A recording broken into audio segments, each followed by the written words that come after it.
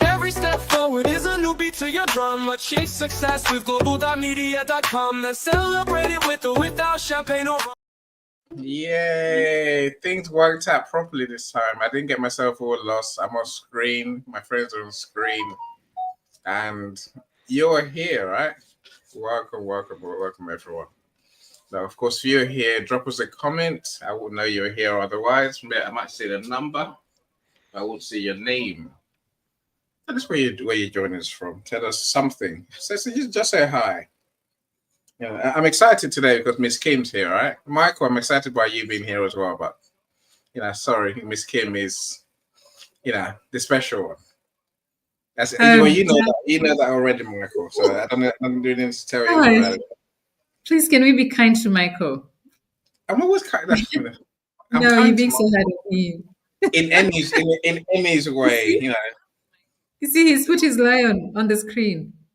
So when he starts talking, it'd be what's the word? It's not rude. We're brothers, so we tend to antagonize each other, but it's fine. It's fine. It's love, really. I'm all right with that. But Michael, I'm glad you're here as well. I think this is a huge topic for us to talk about. And I guess the issue that I see is that there's a lot of potential in Africa, which I'm told comes down to the fact that our youth they're the engine of Africa's growth, Africa's success, Africa's prosperity. And and the figures don't lie. The figures show 1 in 3 young people by 2055, maybe sooner, will be Africans. So the Western world is essentially aging, is what it sounds like, and the Asian world is aging too. So a third of African was youth being African. Yes, offers a lot of potential. I get it. I'm excited. Of course, I'm excited, right? I guess the dilemma I have is we are so far away from realizing that potential. We're talking 20 years. Think about it, right? 20 years.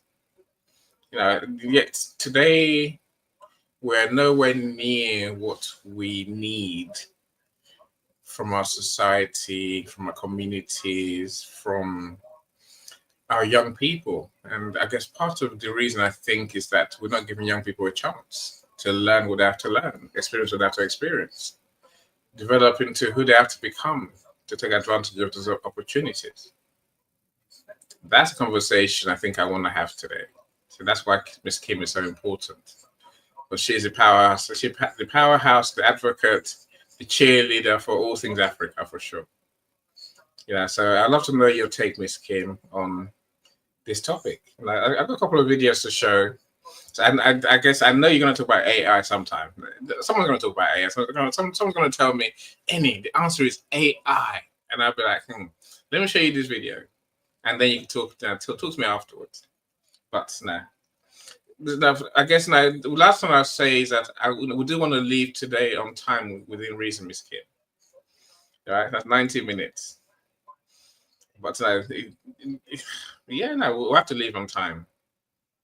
We can't go. We don't go 3 hours anymore. We don't do 3.5 hours like we were before, Miss Kim. So we're better. Today will be another day of us being better, being time efficient. Anyway, how are you doing, Miss Kim? Please unmute. Talk to us. Talk to my friends. Thank you. No, I've missed your conversations. And as much as we complain that they take long, we are part of them taking long because we enjoy. So we don't even notice. By the time it's 3 hours, like we've been talking for 3 hours. And I'm glad you are still at it. So now this is a very exciting topic that's very, very close to my heart because I think my number one job is to market this continent. That's the most amazing continent anyway, you all know. But also showcasing that we've got the skills, we've got the talent, we've got, I think, everything that man would need But then, of course, collaboration is key. So it's important for us to keep telling others what we're doing. I was just telling your colleague, Mr. Lyon, there that we have fresh businessmen coming to Africa every day, literally every day. And obviously, they come, a lot of them loaded, keen to invest. And as you've seen it, we have a lot of Fortune 500 companies that have roots within the continent. So there must be something that everyone is seeing. And us, boots on the ground, we can see that. We see the potential the content has. And we are working extremely hard to make sure it's everywhere you go, there are issues. So we also have our little issues and just working on resolving them so we can build a better world, especially for the coming generation. I'm happy, I'm excited to be part of this session. So, I'm Thank more you. excited.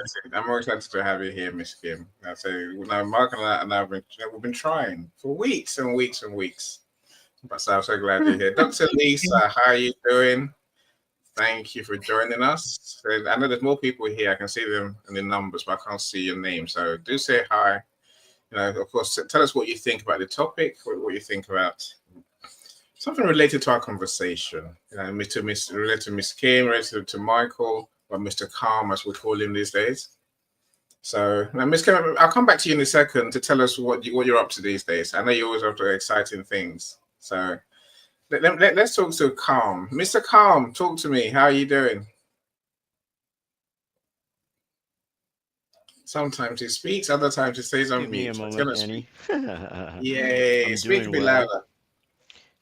It takes me. I gotta switch screens, so and when I do that, it takes a little bit of, I guess I got a phone that doesn't react that fast. But anyway, I'm here. You are Um, here. How are you with doing? respect, I'm doing well. I'm doing okay. I'm very excited today, ecstatic, so to speak, because Miss Kim is around. Have you noticed that she's got a very nice velvety voice? I mean, wow. I think that is one of those things that are so, uh, I've never met anybody like that ever. So, yeah, it's a very unique feature and astounding. So when it comes to paying attention to what she has to say, I'm definitely paying attention. Um, and because it draws my attention and to the points that she has to put forward. And she's being a very intelligent lady. She puts forward points that are very unique and are focused on Africa, which is my focus, as you well know. With respect to the coming generation, I the need to actually get to where we need to go as fast as we possibly can. Yes, there is that, but then I caution that there needs to be we need to go slowly, pole pole, because I believe that Rome was not built in a night.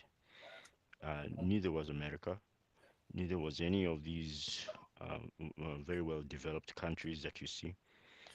And that being the case, you can see all the problems that they currently have, which means if we actually race and and try to see, okay, who's going to be the first one to build this and that and so on.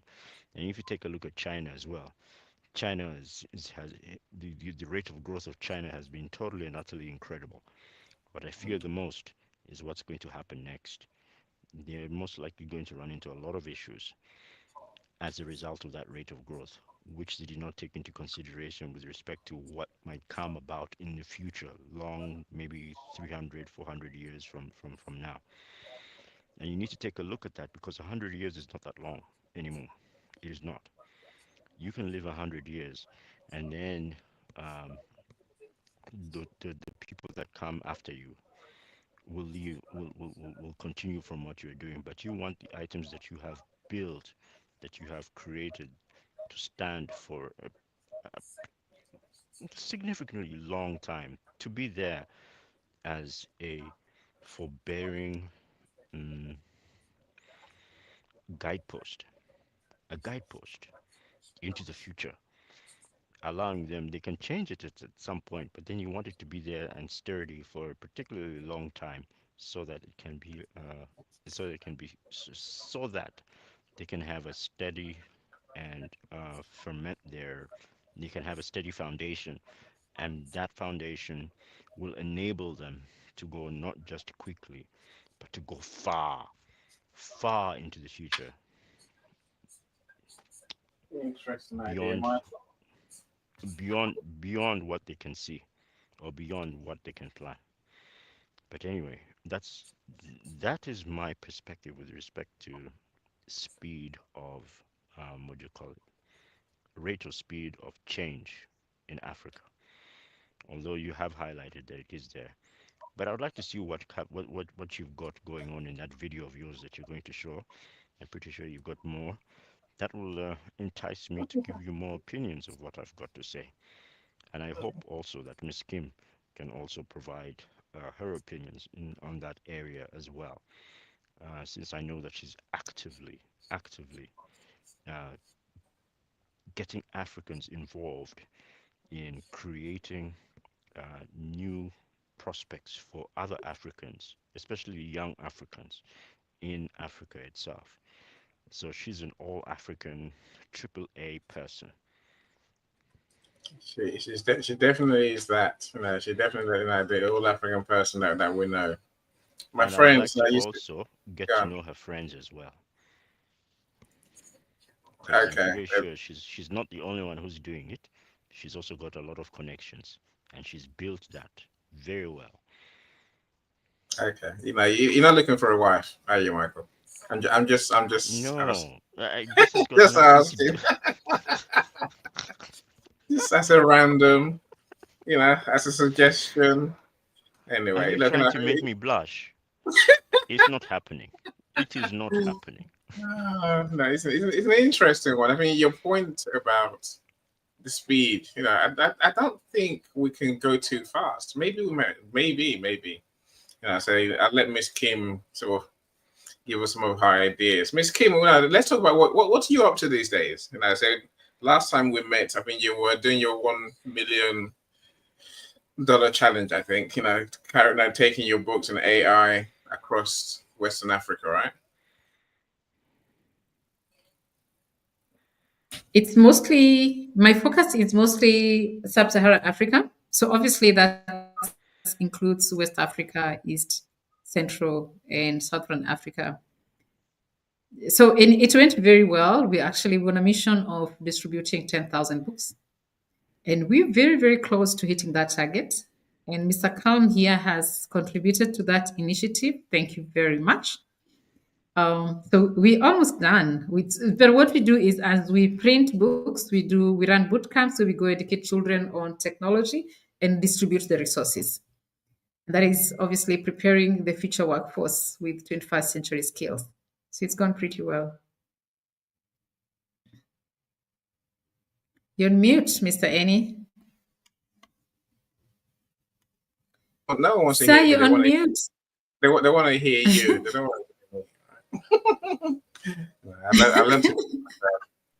You know, I mean, it's that 10,000 books. That's a hugely ambitious achievement. To be fair, and so and I know I'm sure Yeah. anyone here knows Africa knows, you know, with the transport infrastructure, that is no mean feat. That's a huge achievement. Just to reach 10,000 kids. I mean, that's a lot. Yeah. Yeah, good on Yeah. you, Miss Kim. Thank you. Good on you. Thank you. Of course, now and I know you go around talking and doing about AI as well these days, right? Yes. Yeah.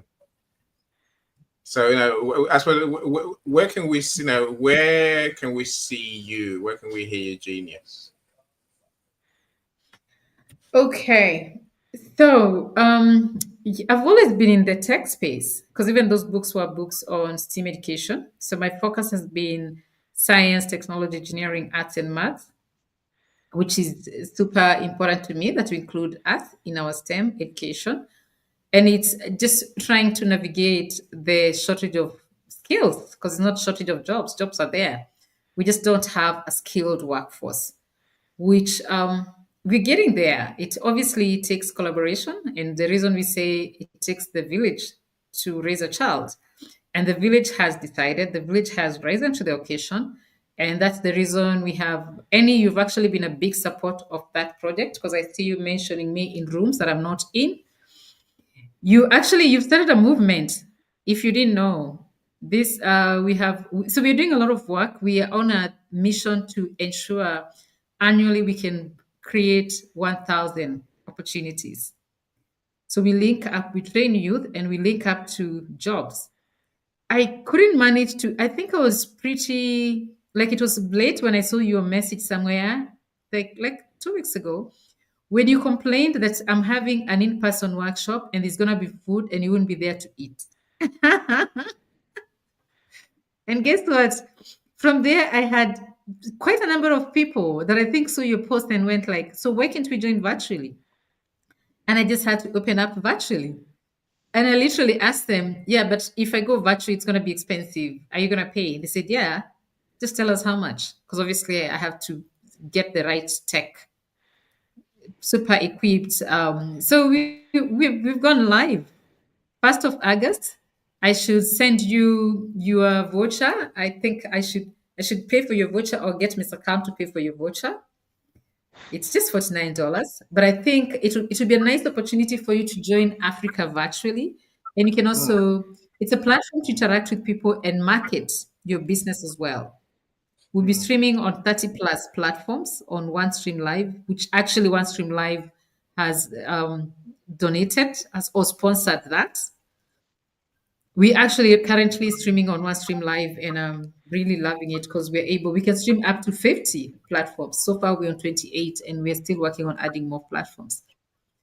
So we Ooh, can so have that, Global.Media. Yes. Mm. so that sounds interesting. Look, anywhere with this African food, I'm there. You must know that I'm always there. I have no shame. I will cross continents go and eat good food. That's Jollof rice. jollof rice is a meat bit that count. Yeah, the rest of it is neither here nor there. The meat, as long as there's something with that meat, something meaty, assorted meat, bush meat, just good meat. Yeah. Goat, man. If all of those stuff, I will say I will literally I'll sell Michael down the river. If you think we're friends, I'm like Michael. Sorry about this, but my food comes first, right? And So, there I so was contemplating buying your voucher. Oh my gosh. buy me a voucher, please. Buy me a voucher. Michael. I haven't sold you yet, have I? We're still friends, right? I haven't sold you yet for food. Never have to. That sounds like a brag. Hopefully, we can still stay friends. Anyway, That is a so very typical salesman. Look, listen to him. I'm just saying the time may come, Michael. Now, hopefully not. One day, you never know, right? One day. So below, I see you. How you doing? Welcome, welcome, welcome. Of course, you have the link in your WhatsApp group if you want to join us, Tobiloba. So feel free. Tobiloba is in Nigeria doing his marketing services. So I'm glad you're here. Thank you for joining us. And I know it's your birthday last week as well. No, it's the last. Where are we now? Today's Tuesday. Yeah, last week. So last Thursday. Happy belated birthday. In case you're wondering, he's 25. The kids these days, Miss Kim, they're young. They're young. Nah. I'm double his age. Imagine that, right? I never thought I would be this old, but hell, I am. I get used to it. Look, I want to come back to the channels you mentioned. So, are those what are the channels that the streaming goes to? So I'm doing I'm going to a conference in Ghana in September. Nice. So I'm going to bring down Michael, not Michael. Williams No Human is Useless conference. So it goes a huge 2,500 seater venue, and selling tickets as we speak. So of course, it's going to be a hybrid event. So there were speakers from around the world there, but they would want to stream this show to different places. So the channel you mentioned, who are they? What do they do? The ones who are OneStream Live. Yeah.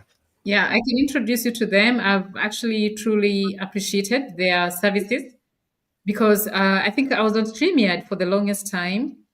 But it's a bit, I don't know if it's that easy to access the StreamYard team. So once Stream Live came on board and trained my team, because there's a little bit of integrating their platforms, that there's a lot of integration. You can stream on the usual, that is from X to YouTube, to if you have 3 YouTube channels, if you have 5 Facebook pages, you can put your groups, your Instagram, of course. You can do your Amazon Live, you can do your Vimeo, your Mixcloud, Dailymotion. It's like you are spoiled for choice. So since we started streaming on it, our reach has actually really grown. You can still link it with Zoom if you have some viewers that are going to be on Zoom, Microsoft Teams, WebEx, like any space, mention it. You can be there. So for me, it's helped most on making it easy for people to access. Like I think yesterday one of our staff was linking it on what do you call this other platform that's like WhatsApp? Telegram. And Telegram Yes, channels have Telegram really is a grown. lot like WhatsApp. Yeah, it's a lot like WhatsApp. So Telegram has really grown. There are people who are running their businesses from Telegram. So that has been quite helpful. Just knowing that I can put this video right now, I can be streaming on 30 platforms. So the viewership, we have 6 YouTube channels. It's so difficult to be streaming on 6 YouTube channels. We have 7 Facebook pages. I have 4 LinkedIn companies. So I'm able to put on all my LinkedIn companies because my products are so related to each other, and my personal LinkedIn platform as well. So it's quite awesome.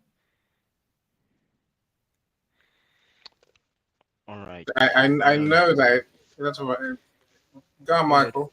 Go ahead, Annie. I know a lot of our future that's coming quickly is almost like TV, making a TV experience out of events. Yeah. So it is Like I've streaming. given you so little. Yeah. I've given you so little review. Sorry.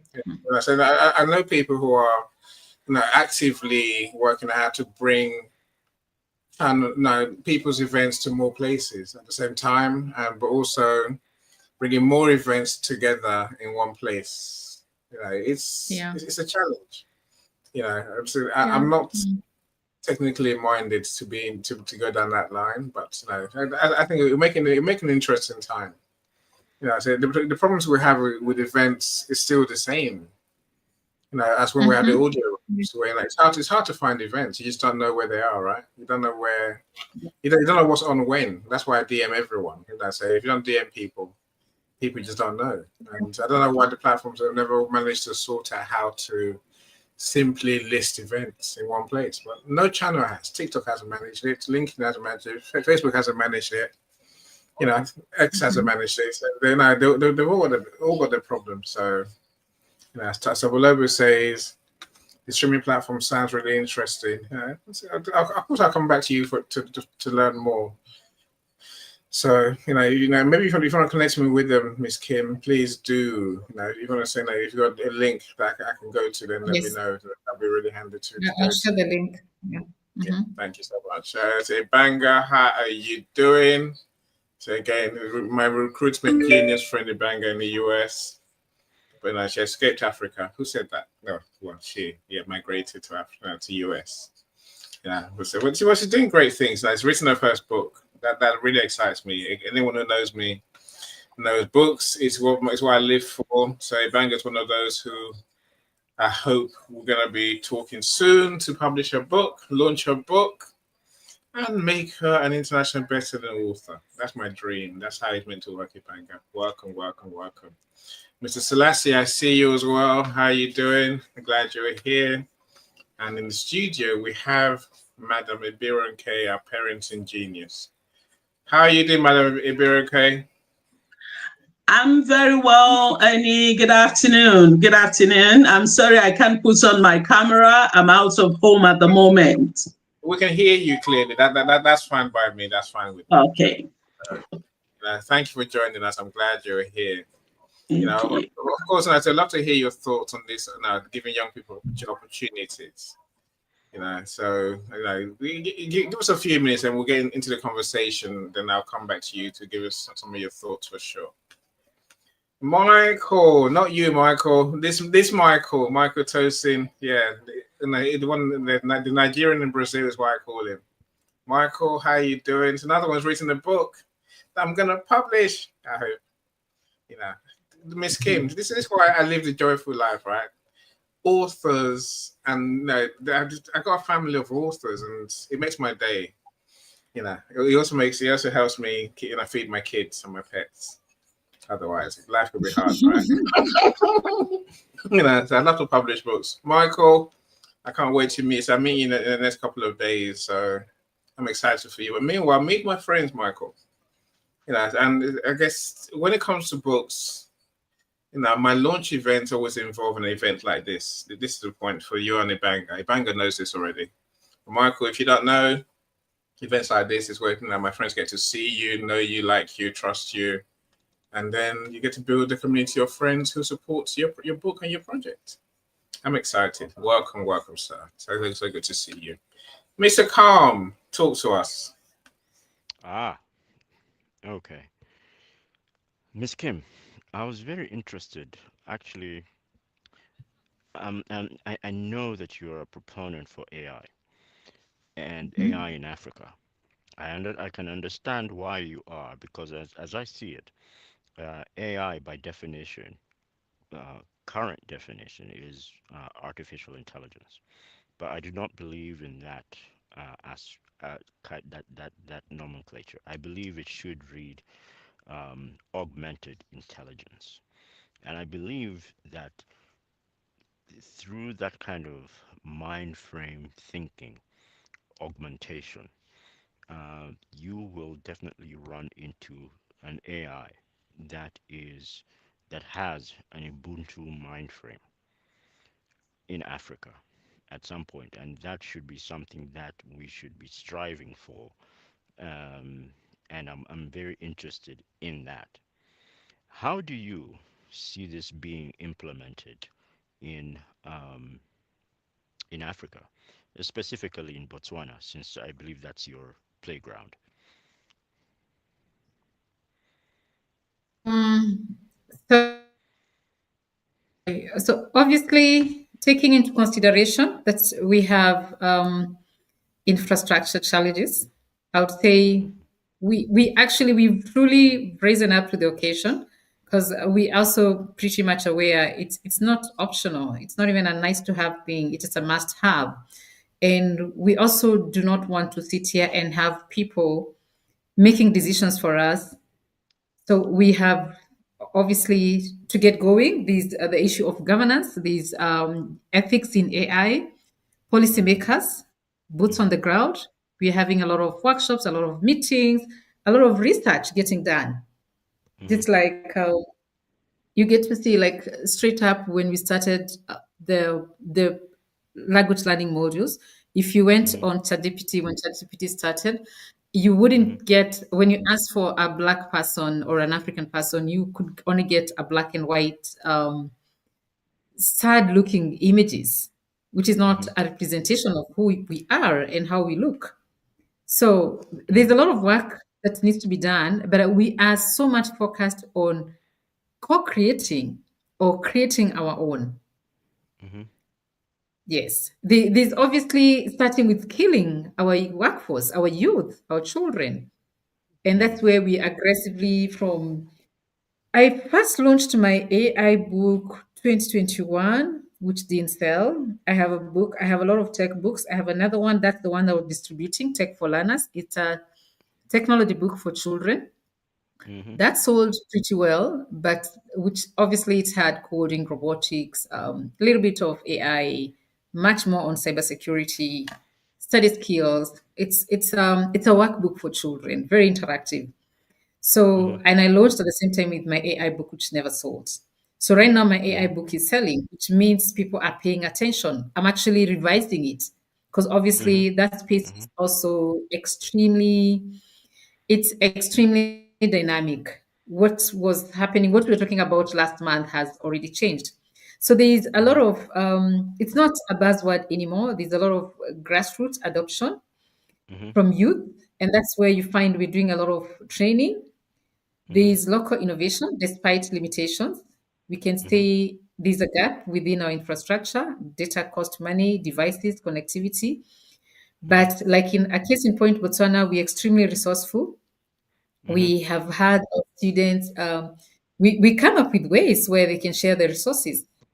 Mm-hmm. So if it's just access to laptops, we've also learned that smartphones are super smart and there's so much you can do with it.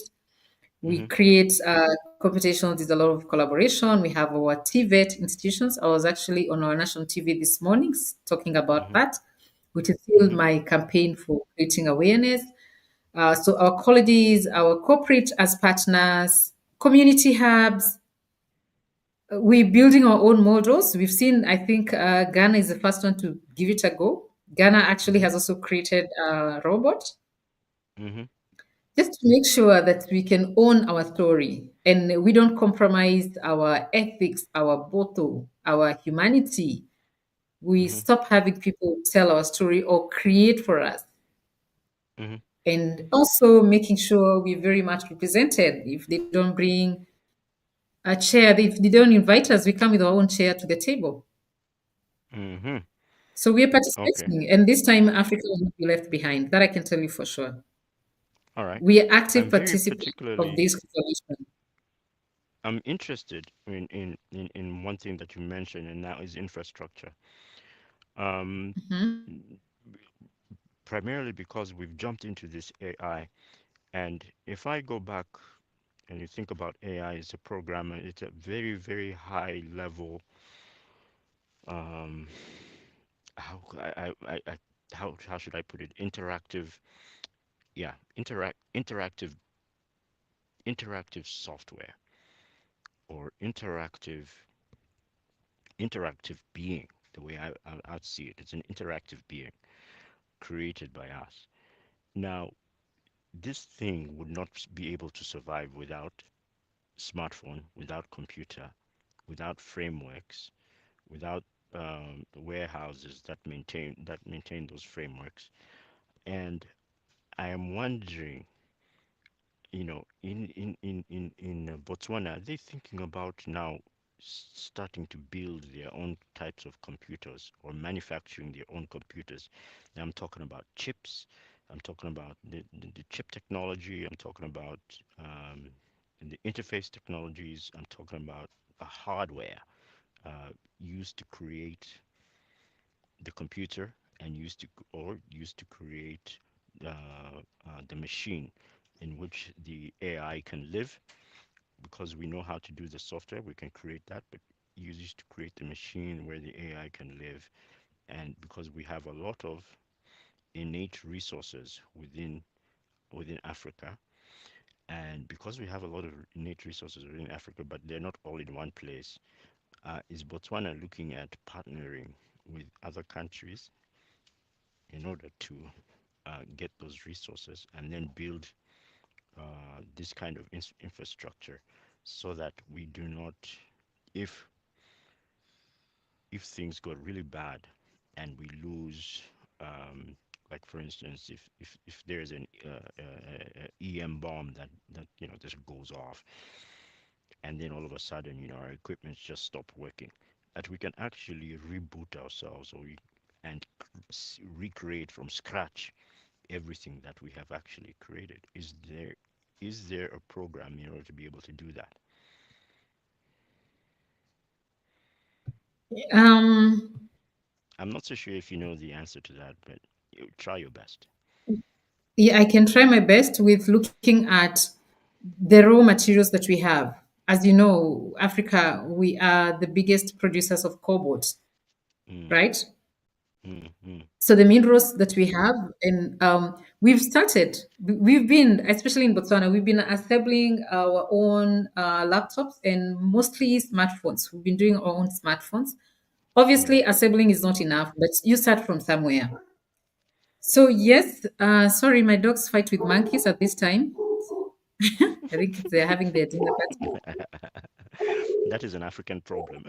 Very unique. Yeah, yeah. Hope they're not gorillas. So yes, so and there's a lot of partnership that we're doing with obviously Global North. We have a case in point. There's one gentleman who has equipped a lot of our universities with hardware. He actually started this project about 3 years ago.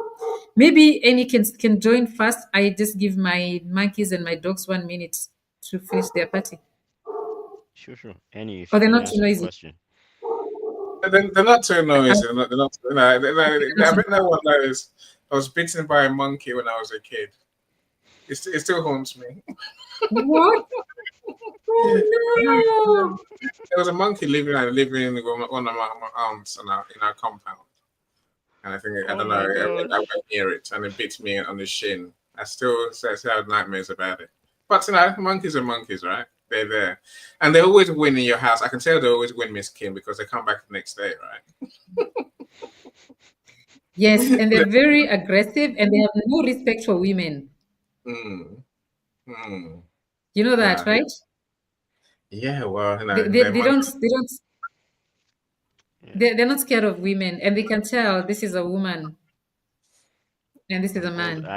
The old adage, monkey do, monkey see. Yeah, no, so they're quite smart, Look, no, Michael's great questions. I mean, I think it's part of the conversation today. Coach David, we lost you already. Okay, Coach David was here, but he'll come back. Madam Ibiron K and Miss Kim. I suppose we have this issue around so tech is what we're dependent on to save us. I think some say creativity, creative industries. I'm not sure, and I'm not sure about creative industries because and I don't know why I'm not. I don't think that's necessarily the way for the masses. But I do believe that is a way for the masses because um, there needs to be a change in the way we create our infrastructure. Since Africa has all the resources needed to create, or what we need is innate designers who can outthink, create products from without, such that we can use them and implement them in our daily lives to uh, make out to resolve the issues, African issues that we're currently facing. Um, Technology from the West is not necessarily going to resolve that. It is not. And so we need to be able to have thinkers and we need to be able to have creators who can, and we've had them in the past, who can resolve our current issues and bring back that creative aptitude that Africans are so famous about. Well, they seem to be creating in the when they go to the West in the diaspora, they create a lot of things, and they're very capable of doing this. We know that. We just need to be able to foment an environment within Africa to be able to harness the creativity of the Africans within Africa, very pan-African, in a very pan-African way, and that will drive or give the children of Africa pride, and that pride will take away inferiority complex and drive the African engine towards a greater plane. Because otherwise, without being able to do that, I'm afraid that we're going to have issues in the future as a result. I'm pretty sure David can speak to that, but I'm also pretty sure that Miss Kim can also speak to that because she sees that in an every you see that in an everyday basis within the kids. They do not have the the confidence, you know. You have to get that out of them. They need to have the confidence in order to create, to say, I am capable, I am able, and I can go beyond this. me, myself, and I. Of course, we need to do it together, the Ubuntu way, because we'll be able to go further if we do it together than if we do it alone. That's another thing that we need to add. I'd also like to ask Miss Kim uh, that I'm interested in attending AI classes, AI tech classes. I know she's really into creating these classes that are born in Africa, so that I can contribute. Not only can I contribute to Africa my money in taking those classes, but at the same time I can learn and also advance, provide my experience. Uh, what do you call it? In within those classes.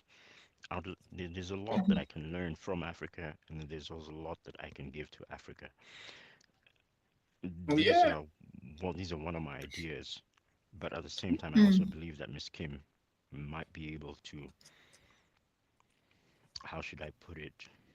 She can be a catalyst for these ideas because she's already in the she's already in the area, and at the same time she's already talking to Africans, plus at the same time she's looking for resources, especially monetary resources, in order to drive her programs, which I also want to be able to drive myself. And I'm pretty sure there are a lot of other people in the diaspora who would also like to be able to do the same thing. yeah. Look, And interesting. that's why you see the influx of people coming back to, or African Americans coming back into Botswana in order to be able to take advantage of that, and at the same time find value within Africa, which apparently you can find right now. It's just a matter of just coming back and looking and talking to people like Miss Kim and identifying them and then putting your resources in those areas. Yeah, look, Yeah. And it's an interesting mhm. thought. And actually, I do want to hear from Madame Ibiran K because I know what happens. We'll lose her otherwise, and then Coach David as well. I'll come back to you, Miss Kim. Look, when we talk about creative industries, I have this vision. Creative industries are the performing arts, essentially, right? And I think people would love to have Africans as dancers, singers, Afrobeat as our thing. No, no, no, no, no. I'm just, maybe I'm crazy, but I think we need brains. We need brains as well. Yeah. So now the issue we're trying to cater for the masses. I get that. Not everyone's going to be an academic. I get that, but we need to Mm. create the academics, and then we can have the dancers, the sports people as a side issue. Tell me otherwise. Anyone, feel free. Go on, Mr. Biranke. The mic is yours. Yeah. Yes, I agree with you, Annie. I agree with you. We've been known, the younger generation have been known for too long about the creative arts, entertainment, music, fashion. Yes, and that's all good. It draws attention to Africa, but I'm thinking sustainable attention, not one that fizzles out. Now, as important as the creative arts are, we need the medical sciences, we need schools, we need teachers, we need brains, we need science and tech, because the world is moving so fast at the speed of light that creativity alone in the arts cannot sustain the African youth. It is good. I like it. It's giving attention, positive attention to Africa. But then what more? There's agriculture waiting to be tapped into. There's the science and tech waiting to be tapped into. I tell people that teaching is becoming like an extinct profession in Africa. We need all of these things as well as the creative arts. That's my opinion. I totally agree with you, Madam Iberica. I really do agree with you. Of course, I'd love for you to tell our friends what you do before I pass the mic on to Miss Kim. share our thoughts on that. Yeah, Madam Iberica, don't stop. I don't Okay. know how. Yes, I'm here. Yes, I am. I am your neighborhood and friendly parenting advocate.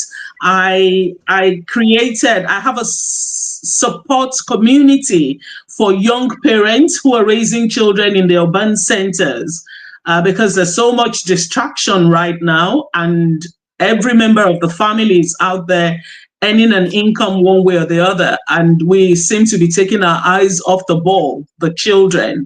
So I have a parents lounge. It's a supportive community for parents, and I have an online academic support platform for young children for literacy, writing, reading, comprehension skills, things that they do online with me in the safety of their homes. I'm essentially your parent partner. That's what I am. Thank you, Annie.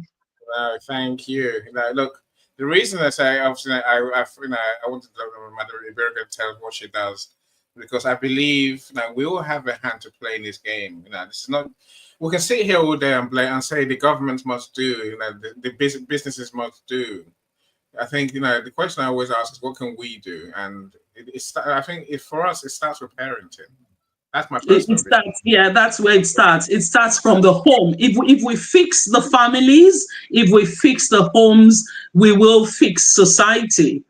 The I agree. leadership that we're complaining about, they don't fall from the skies. They are not spirits in quotes. They are people that families raised. So if we go back to fixing families, then we'll start fixing society. We'll start seeing the kind of leadership that we want. Empathetic, visionary leadership. It all starts from the home. So that's why I'm paying attention to families and to the homes. I'm totally on your side, Madam Iberica. I totally agree with you. So as a kid who grew up in Nigeria, I know how parenting was done. And I hope and pray that is evolving. It is coming along to what our kids really need. So when I say give our kids more opportunities, part of taking opportunities is that our kids being in the mood and in the space to learn, to aspire. If we don't get parenting right, we damage the kids before they even start. That's a risk that I think we will take. All of us here, I'm sure, are going to be parents one day, one way or another, right? This is why I think it matters how we parent our kids. But we'll come back to you, Madam Veronica. Thank you so much for sharing with us, Miss Kim. I wonder what your thought is on again, the creative industries and the parenting imperative that we have.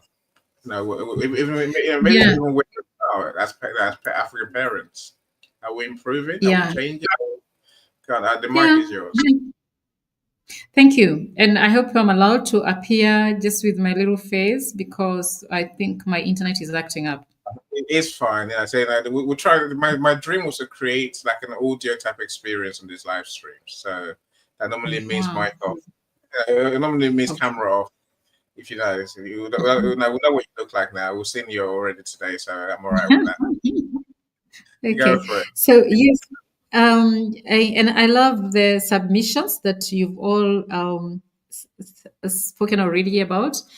And yes, what Africa needs is a balance. However, and I really like it that you mentioned the issues we're facing within our leadership, because I think that's the biggest challenge that Africa has. The family unit needs to be really taken care of. However, I'm very, very particular and passionate about our creative industries. And right now, we're very excited with, I think, Nollywood is the third biggest film producing space in the world. Besides Hollywood and Bollywood, then we have Nollywood. And that's a $1 billion industry. So let's not dismiss that. And then let's also look at, we want to keep on talking about preservation of our culture. How else are we going to do that if we don't keep on nurturing those creative industries? And then let's also remember when we talk about AI taking jobs, if there's something AI would not be able to take, is soft skills. And that's where we have the creatives. So it's not debatable. We need the creatives to be there. Of course, it's not enough. We need to work on balancing that. Like you've alluded to, people don't want to be teachers and stuff like that. We're also shifting so much into blue collar jobs because we now have a huge shortage, which is a global issue, plumbers, carpenters. And that is where we are on a campaign to make sure that our TVET can be fancy, can be attractive. Our youth would want to get into farming. Our youth won't do what some of us did. I grew up in a farm and I didn't like it. I actually think by default, that's how I ended up with this passion for tech. It was my way of running away from picking coffee. It's such a difficult job. So, and maybe that led me into so much focusing on automation. So there's obviously a way forward. When we're talking about robots coming and AI coming and taking our jobs, and you've seen like what's happened with IBM, people waking up and 5,000 jobs gone just like that. They ended up calling some of them back. So if you have your creativity, adaptability, emotional intelligence, communication skills, collaboration, critical thinking, and then of course AI skills, you have your tech skills. There's no one that will be able to replace you. So when right now with the scare of AI taking our jobs and stuff like that, it doesn't have empathy. It will not come and say good morning, Annie. It will not get to know this child is sick. So that's where we're looking at soft skills right now as the skills we are working so hard to impact and empower our youth for the future workforce to be ready. Soft skills are very, very critical. So I can't even emphasize further how we need creativity. And I mean, it's not just with AI. Creativity is always a skill that we've always wanted. What you're doing, and you're in the creative industry, and this is something that you've empowered so many people. You have produced. Can you imagine how many people have been able to publish a book through your creativity? You have a natural gift for engaging with people. You don't just wake up and do it. I'm sure you nurture your skill, you work on it. It pays bills, you empower so many other people. This is a connection platform. We trade, we do business. So balance is key. Balance is what we need. We need to look into just creating those. Every sector is important. I sound sometimes like I'm so obsessed with tech, and I still emphasize we won't fit in, all of us in tech. It doesn't mean being in tech is we expect you to be a programmer or to be a coder. No, we just want you to have some basic skills so that you can be able to navigate this digital era in a much easier way. If you're a plumber, we are campaigning on job creation, create your own job. Can you come up with an app that people can be able to know you're available right now, or I have a plumber that on call, this is an Uber plumber, something like that. Does that make sense? Even my dogs are adding to my voice. Laugh. Our pets always going to get involved. They think they're smarter than us. Listen, what they have to say is important, apparently, in their eyes, right? And Uber plumber. I like that idea. So literally, you can order a plumber instantly. I mean, where I live in Cornwall, with trades, they're the most sought after things in my parts of England, because there's a lot of them, but they don't like to work very quickly. We have something called directly. You think that means fast? No, directly means sometime I will show up. So the thought of being able to order a trade and get a trade instantly is, again, if we're creating that anyway, especially in Africa, I'll be very impressed. I mean, there's no reason why the trade shouldn't turn up on the same day, unless, of course, they overworked, right? Which leads us to another way of thinking, which is, if we have enough work, too much work, why don't we train the next generation? It's a question, right? Joseph, I see you, my friend. Welcome. Glad you're here, Joseph from Kenya. Thank you so much for being here. Coach David, you've won. You're here. You've won the battle. You're still here. And I'm so impressed. Look, welcome, my friend. Tell us what you're up to briefly, and then share some thoughts on our topic. How do we give our kids more opportunities?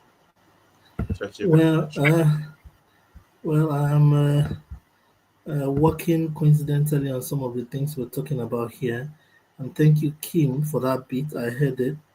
Uh, Look, at the end of the day, we owe it to ourselves to create more opportunities.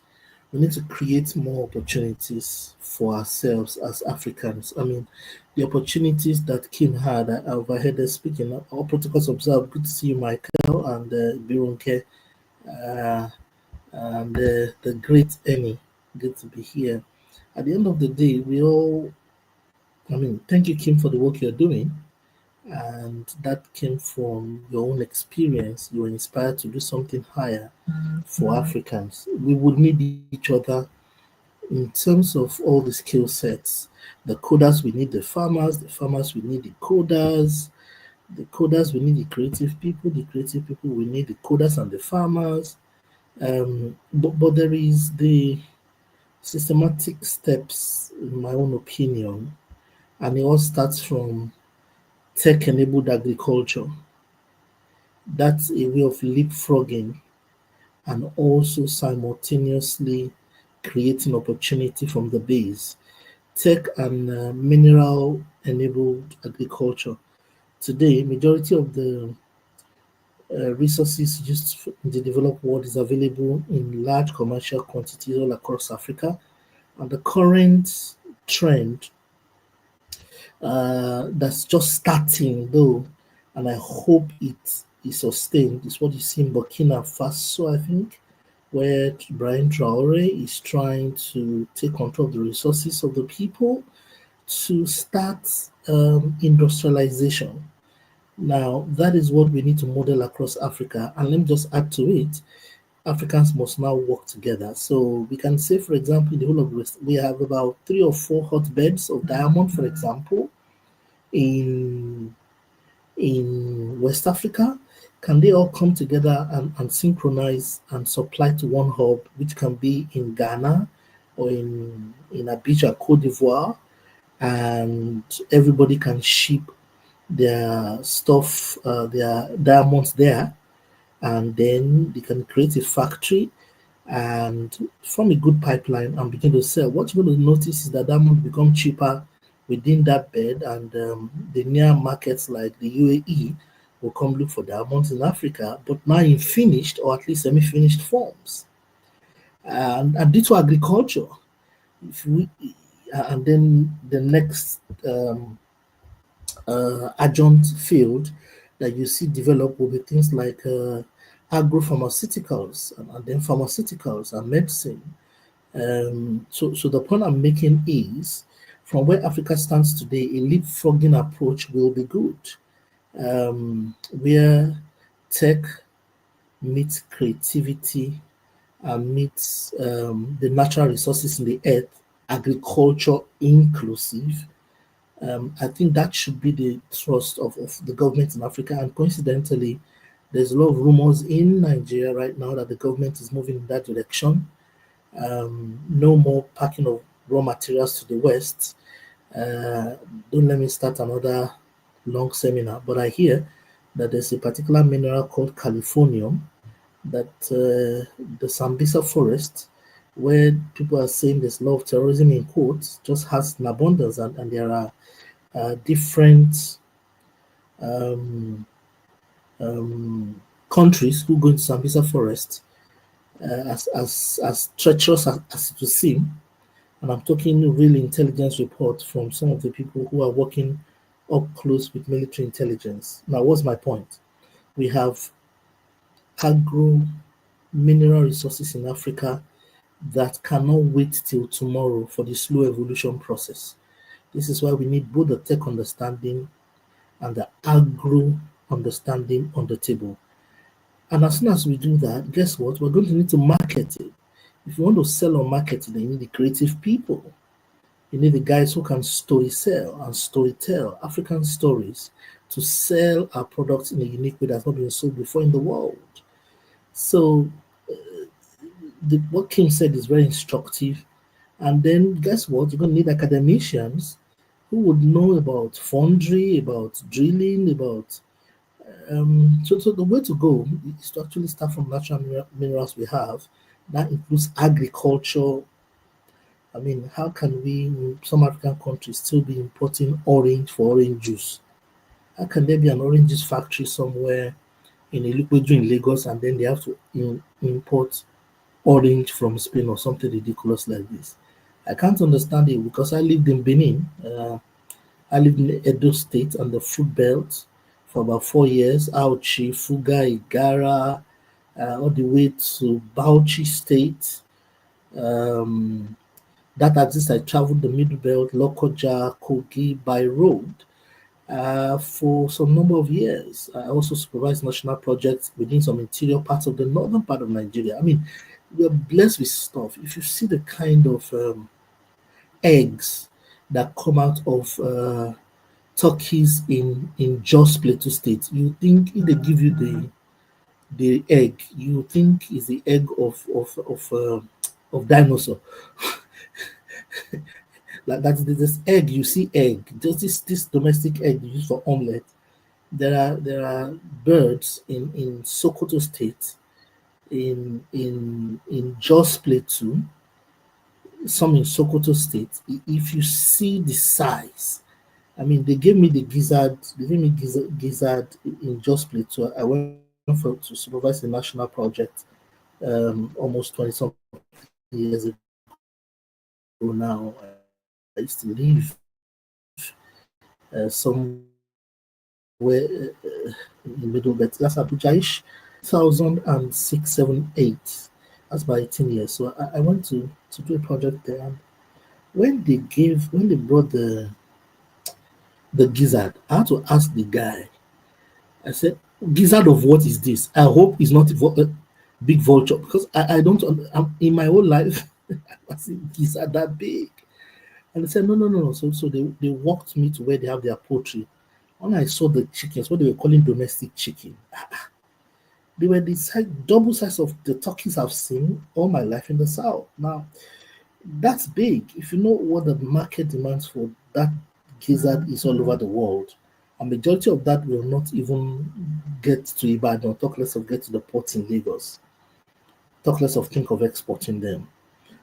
So why don't you bring the factories to us and do something powerful with all of those things? So at the end of the day, the way to go is organized, leapfrogged industrialization. As we saw in the GSM days, people thought the GSM technology would take a while to take off in Nigeria, but no, Nigerian markets, when it comes to tech and Africa generally, we have a nice way of leapfrogging.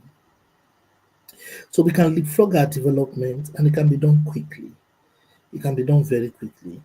In between having our resources on the ground, meaning both agro resources and to what you mentioned, Kim, the moment we have industrialized sites in quotes near that we're producing from in Africa, all of a sudden the farms will become cities and cities will become farms in quotes. What I mean by that is that the amenities available in cities will certainly be available on the farms because we are actually productive. It's a simple technology, it's a simple advancement that can be done.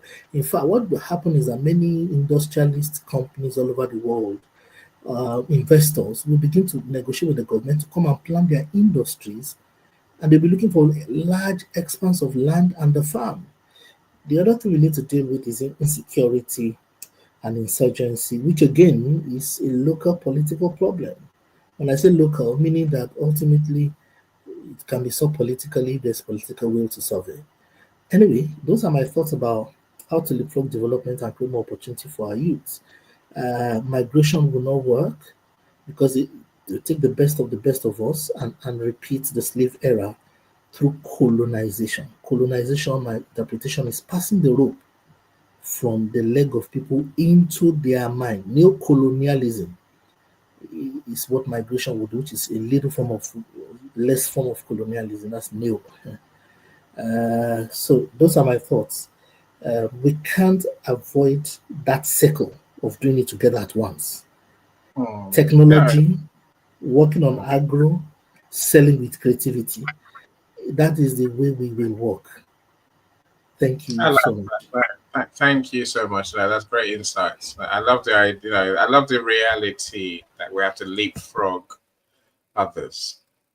As I hear and as I watch the description of our situation, our condition in Africa, where we have this potential, I'm thinking to myself, the rest of the world's not going to stand by whilst we develop. The rest of the world will get even more advanced. So we need to make a No, no. leap. Yeah, yeah. So Annie, for the first time, Africa can unite. You see, what used to make it difficult before was that Nigeria decides to face the West and say, like the government in Nigeria is saying the past 2 3 days, if you say you're going to deal with me with visas, then I'm going to stop you taking resources from me. You're going to see the US back down quickly because if Nigeria is really big in what we supply in the raw materials to the West. If Nigeria takes that stand, and I pray that the Lord gives, he's entered my prayer list since I heard that news. Now that's me being really desperate.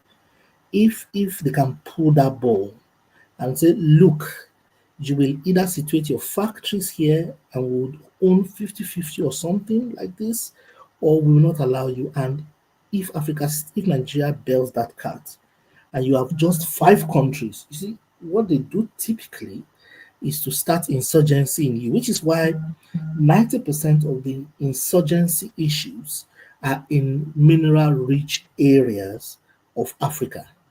Let me say that again.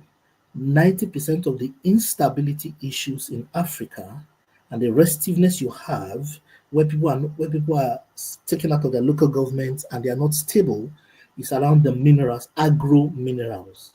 There are agricultural products today that because they have them in some local communities in abundance, there is insurgency there. And that insurgency is fueled with local intelligence backed up with some foreign investor somewhere because in the midst of chaos, you can enter the place with a helicopter and a lot of guns and ship out the raw stuff. Today, 90% of our raw materials, including agro raw materials that are very useful, there are medicinal plants today that are not that disappearing from our market, but are appearing in the United States. They are appearing in commercial quantity in the farms in Guatemala.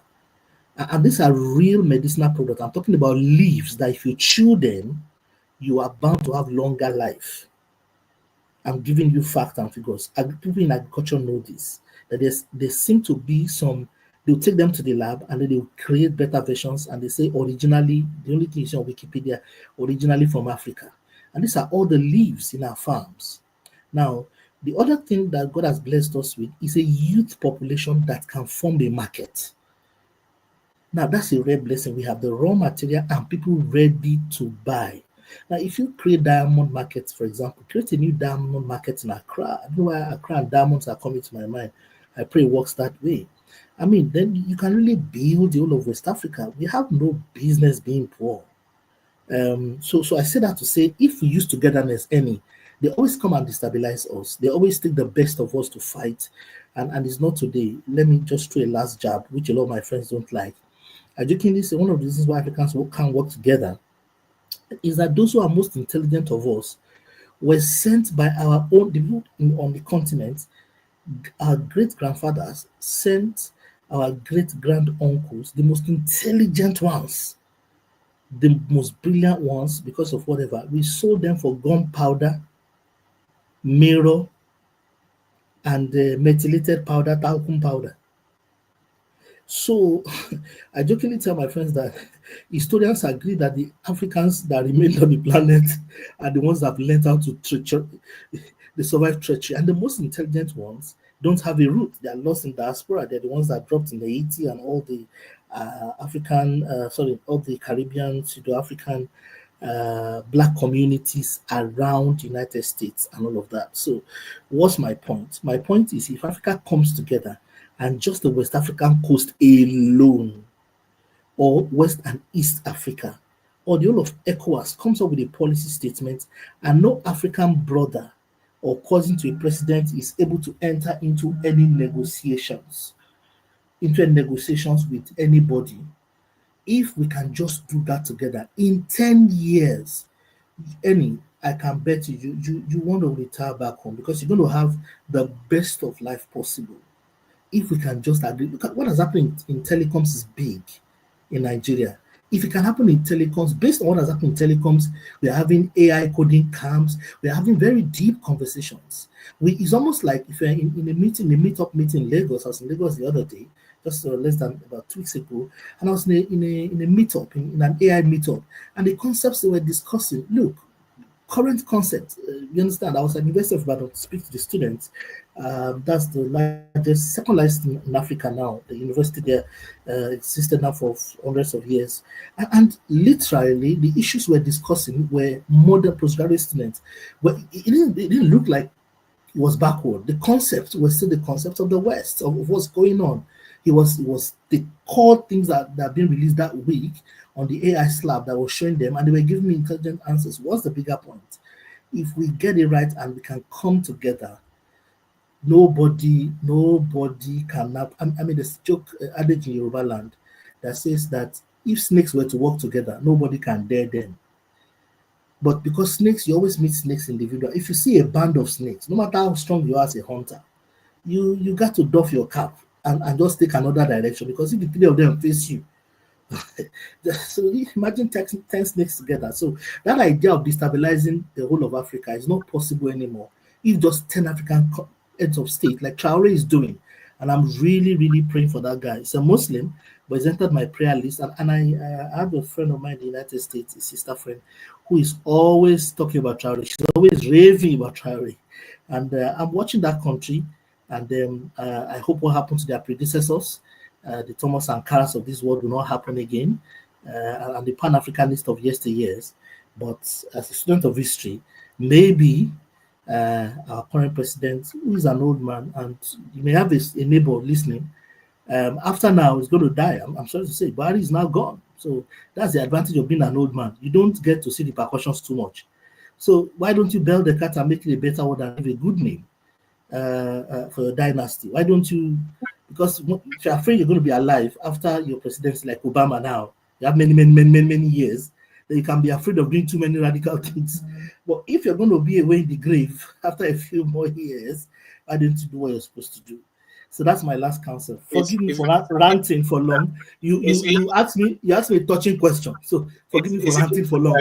There's always someone who sells us down the river. That's a problem. I agree with you. No, but if we are together, I hear you. No, look, I hear you. If 10 presidents tell them move out, or we start building the industries, and they put their guns to the head, what are you talking about? Look, it's going to be difficult for the United States or whoever to cause instability, and there are other economies willing to receive us. The Chinese economy, the Middle Eastern economy, even within the BRICS, they are ready to receive us. Russia is always looking for ally, although I'm not a fan of the guy, but she's looking for ally all the time. I mean, at the end of the day, we can't be looking at our youths. Look, I was in Lagos, and look. Coach. We need to recognize. I need to show a video, and then get the other views on your thoughts so far. Now, Molly, I think, and I hear you say we need Nkrumah's vision to be realized for Africa, and so that I agree with. Well, it says we need to bring technology's advances back to Africa, then we'll solve our problems. So that's at the heart of the conversation, really. What skills, what opportunities do we need to solve our problems? That's, Coach, I hear everything you say, and I agree with you. It is a mix of tech and skills, tech and industrialization, tech and agri-business and agricultural advances that we need to make, right? And of course, Ms. Kim mentioned we need blue collar jobs. So Molly, we're agreeing with you. So I see your last comment. We need to build manufacturing infrastructure on the continent. Of course we do. We really do, right? Where are we going to start? Before I go to where we're going to start, let me show you a quick video. Say 2.5 minutes, 3 minutes. Yeah, 3 minutes just about. Just to paint the picture in graphic details and look at some of the recommendations of what we might need. Then I'll come to Ms. Kim and Mr. Calm to share their thoughts on what Coach shared, and also give us your thoughts going forward. And so here's my video. By 2050, Africa will be the only major region with a growing working age population, more than doubling to 1.3 billion people. That's 700 million more people from today. The number of youths aged 15 to 24 will also increase by 80%. Globally, 1 in 3 youth will be African. This presents an opportunity, but also a challenge: creating enough jobs. Jobs are the surest way to defeat poverty. Jobs provide dignity, independence, and allow individuals to support themselves and their communities. But today in Africa, GDP per capita growth produces only 1/3 of the jobs observed in other regions, meaning that economic growth is not translating into job creation. In addition, 1 in 4 African youth are not in education, employment, or training. And as technology alters the nature of work, many youths lack the skills needed for today's jobs. Countries in Africa will need to create 1.5 million new jobs per month just to keep pace. This need will grow to 2.3 million by 2055. Jobs will be needed in cities and rural areas that will continue to be home to a large and growing population. And as the private sector is already the largest contributor to jobs in Africa, supporting entrepreneurs and businesses, whether micro, small, medium, or large, will be essential. The scale of the challenge is daunting, but not unprecedented. While Africa is projected to add 28 million working age people per year by 2055, Asia added over 50 million per year in the early 2000s. To create more and better jobs, African countries will need to focus on production, removing constraints to firm growth to increase labor demand, earnings, and employment. People, investing in nutrition, education, and digital skills, and boosting participation in the labor force, especially for women and youth. Places, providing the infrastructure, information, and security needed for people and firms to locate where they can be most productive. And building a strong economic foundation through effective policy frameworks and strong institutions. At the World Bank Group, we are working to prioritize job creation in everything we do by helping countries invest in infrastructure, health, and education, enabling entrepreneurship and matching youth skills to labor market needs, strengthen governance and business enabling policies, and mobilize private capital. With the right investments and policies, Africa's youth can climb the ladder of opportunity, driving the continent toward a brighter future.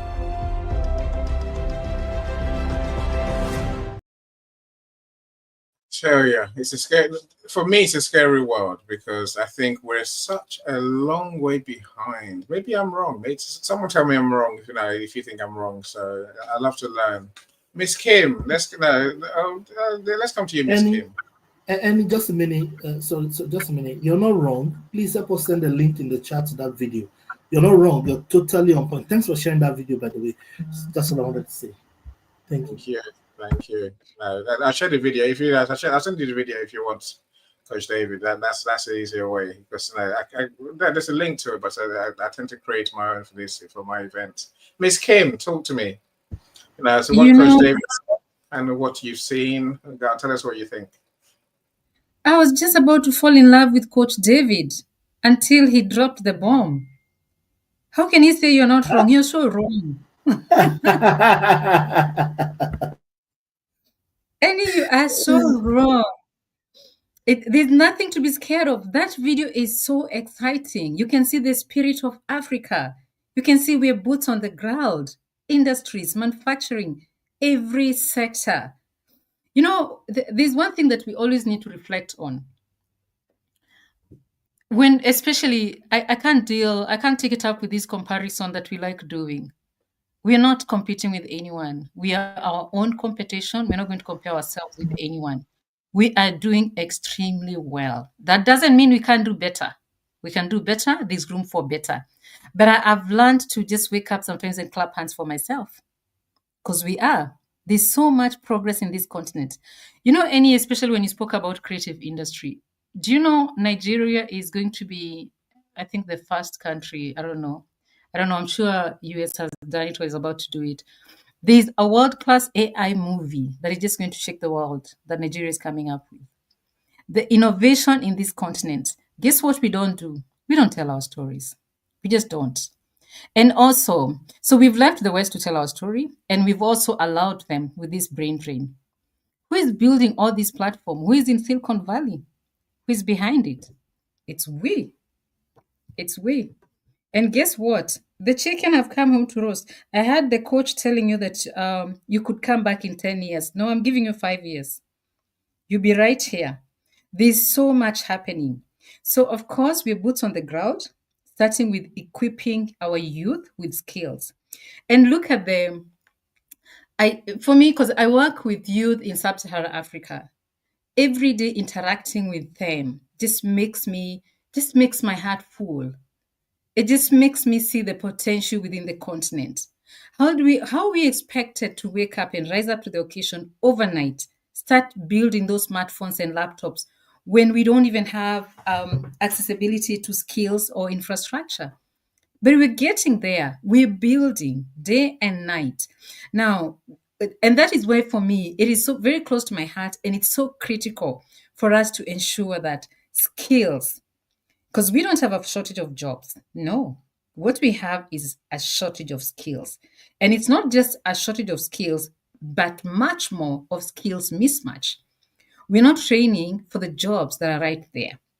These Right. jobs, Look, the Miss blue Kim, collar jobs. Uh-huh. Miss Kim, that's a big Yes. issue. You know, where That's what I do. where is a mismatch? You know, is it our The kids mismatch don't? is okay. So here's a mismatch. First, we moved so much with colonialization or colonialism as it was. And we started with buying the American dream. We started with assuming the right jobs are being lawyers, doctors, and nurses and teachers and stuff like that. We ignored the blue collar jobs. So right now, everywhere in this continent, we're struggling with carpenters, plumbers, tailors, those blue collar jobs. And that is why we are waking up and sprucing up our TVETs, the vocational technical colleges. We also went so academic and assumed that you can't do anything else if you're not academically brilliant. We missed the boat. We forgot. And that is where we've gone back to nurturing our creative industries. You could be the world best dancer, but you can't add 1+1. And it's okay. So we harness that skill that you have. We also lost Africans were the most resilient people. There are so many reasons that researchers have come up with on why COVID didn't kill us. Besides vitamin D from weather, we are also just inherently, I don't know if it's the colonialism that's made us so resilient. And that is why you drop us in Kalahari Desert, we spruce up. We get things done. But with all this, technology has its pros and cons. We missed out on soft skills. We assumed, you and I growing up, nobody was there worried or teaching us soft skills. What was that even? It was not even a thing that somebody needs to sit and teach you how to communicate, collaborate, how to adapt emotional intelligence, because we had our grannies. But then with these economic hardships and life changing, there are no grannies anymore to teach us. We're all working grannies and working moms. So now we are integrating and doing an entire overhaul of our curriculums because we have seen our children need their soft skills. That adaptability, creativity, communication, collaboration, critical thinking, problem solving, especially problem solving, because that's how we come up with entrepreneurs. And then, of course, we are so much emphasizing and teaching them. You can start your side hustle. You can be an entrepreneur. So as now aligning those skills that you don't just need to be a plumber, you also need to create that and start going door to door, go to people's houses, unlock those toilets. And then ultimately you start hiring. Digital skills. Currently, Africa, we're up in arms.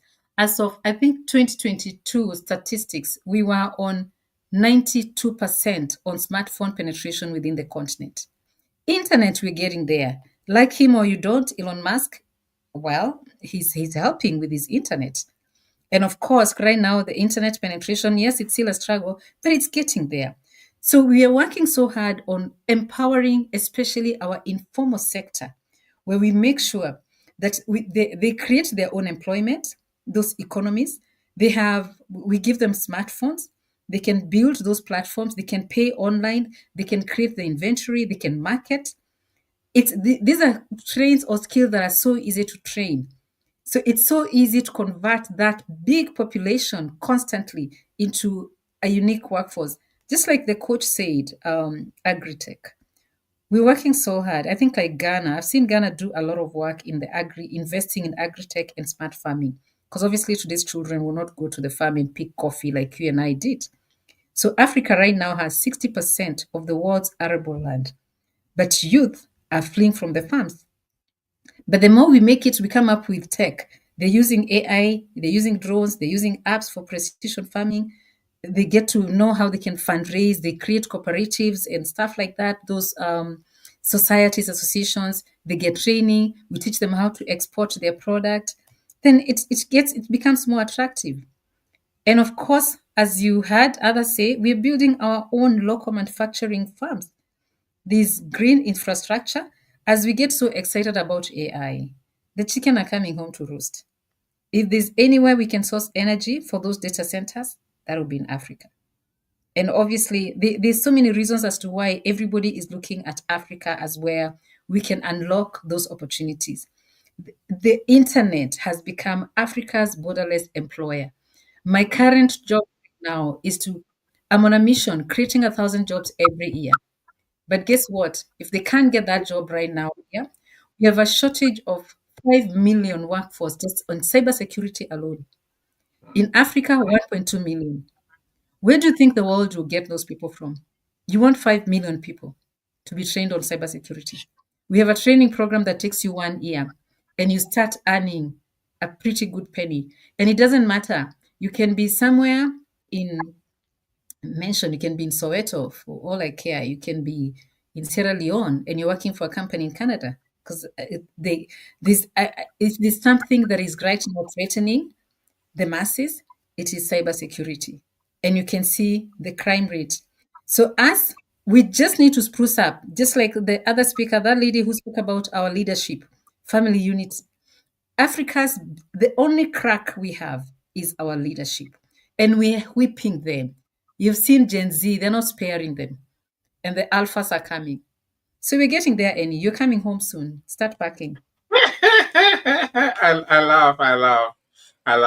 Not with nerves. I laugh because I don't think it's going to happen anytime soon, Miss Kim. But I hear you. So I will ask you a question because there's a mismatch between what business is. You keep saying it, which is dead true, which is that we haven't got a shortage of jobs, yet we have huge unemployment. Are we saying that our youth don't have the skills? Are we saying they don't have the behavior, the soft skills? I think you're talking about, Miss Kim? Or are we talking about their mindsets and their attitude? And say, what do we need to work on first, maybe out of that list? And I say behavior, soft skills, mindset, or skills. What are we missing the most? That's all. So I want to hear from Miss Kim first. I come to Michael and then Coach David. Please go on, Miss Kim. I could package everything you've said in one. It's all that. But guess what we need to do? First, start with overhauling our education. Because, we have graduates who are literally just not employable. We're still on theory over practice. We're still on memorization instead of innovation. We're still so obsessed with degrees instead of skills. We spend, especially in my country, Botswana, we spend so much money taking our kids abroad to go and get those degrees. And then they come back and they can't get job. Is it necessary? So it's literally where now we're coming back to TVETs. Can we get plumbers? Can we get electricians, mechanics, welders, solar technicians? And then can we blend in these skills and make sure they can get their soft skills, digital skills, entrepreneurship? Because even the youth that we have that have gone through university, they're not employable. They're not job ready. So the courses that we're teaching some of them, they're not aligned to the industry needs. So companies are not included in curriculum development. Internships and apprenticeships, they are scarce. It is so difficult for our kids to get internships because they're just going to come and waste your time. So there's a gap within the system, and especially that one of the digital literacy gap. It's critical, and we are working on it. That career guidance, if there's no mentorship, there's no exposure to real world jobs, there's no access to platforms or the labor market data. So our kids don't even know where to start. So we're investing in demand driven training where I can, before I start teaching my kids cybersecurity, any first tells me I need 100 of them. Can you give me 100 kids in 1 year? Boots on the ground. And you tell me specifically on this and that. I'm a podcaster and every day I get people hitting on me. How can we deal with that? So I'm going to train specifically knowing I'm training for this company and these are the skills they need. So Africa does not have, it's not just a job problem, it is a vision problem as well. So we keep training youth for yesterday's world. So now we need to prepare them for the world as is today. And we're doing it. Yeah, no, I like that. I like everything you say there for sure. So we do need to.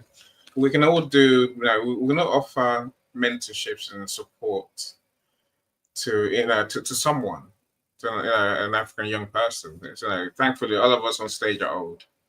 Well, I say old. We're middle aged, so all we're getting there. Miss Kim is much younger than all of us. So apart from that, I'm I don't know 50. where you came up with that. I love it. Michael's old as well. So the three old men and the young Miss Kim on stage, right? But then I would know. But we can do something to help someone. Michael, it doesn't mean people who send me DMs automatically get me supporting them because that's not how it works, right? There's more. There's more when it comes to, I think, the mindset, the relationship, the plan, the vision, as Miss Kim calls it. That's what will move me in the end. So I wonder what moves you, Michael. Michael, are you still there? Yes, I'm still here. Please go for it. Share with us. Calm.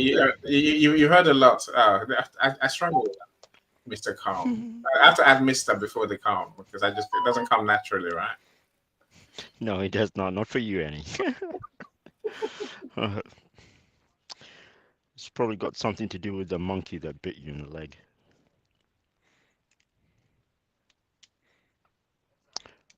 Miss Kim, I do agree with your premise that education is fundamental, and I also certainly agree with you the fact that our the vision in education, current vision in education, which is not, for some reason, it's not changing fast enough. Um, uh, the emphasizing training youth for tomorrow as opposed to training youth for yesterday is not changing. Most likely it's because the teachers are from yesterday. The teachers are not are not focused on tomorrow. They're focused on yesterday. So it looks like there needs to be teachers need to be re-educated in order to be able to teach youth for tomorrow's what do you call it for tomorrow's industry. And of course, we need s- in the United States, it's also a problem. Uh, polytechnics polytechnic skills are needed. They've got a lot of people with degrees who are not utilizing their degrees, but there is the kids here are really fundamentally going back into the polytechnic schools and actually applying there, and more of them, more at a higher rate. There, that's the growth rate in terms of the education system. The growth is in polytechnics. It is not in it's not in regular degrees, and that is you can also see that it's not because of you would think that it is being driven because of the amount of money that it is required to actually go to these schools, being a hell of a lot more than the amount of money required to go to polytechnic skill to do polytechnic schooling. And that's probably what that is driving it. But at the same time, I do believe that there is a vision they're seeing a vision where those skills will very much be needed in their future, in their own. It's going to make them a lot more independent, so to speak. They're wanting to become more independent. Um, in other words, they want to be um, off the government role or or off of government systems, where they do not want to be relying on systems that are being provided by other people. They want to be relying on themselves. They want to be totally and utterly independent, and that is something that Africa needs to really take a look at and remain independent instead of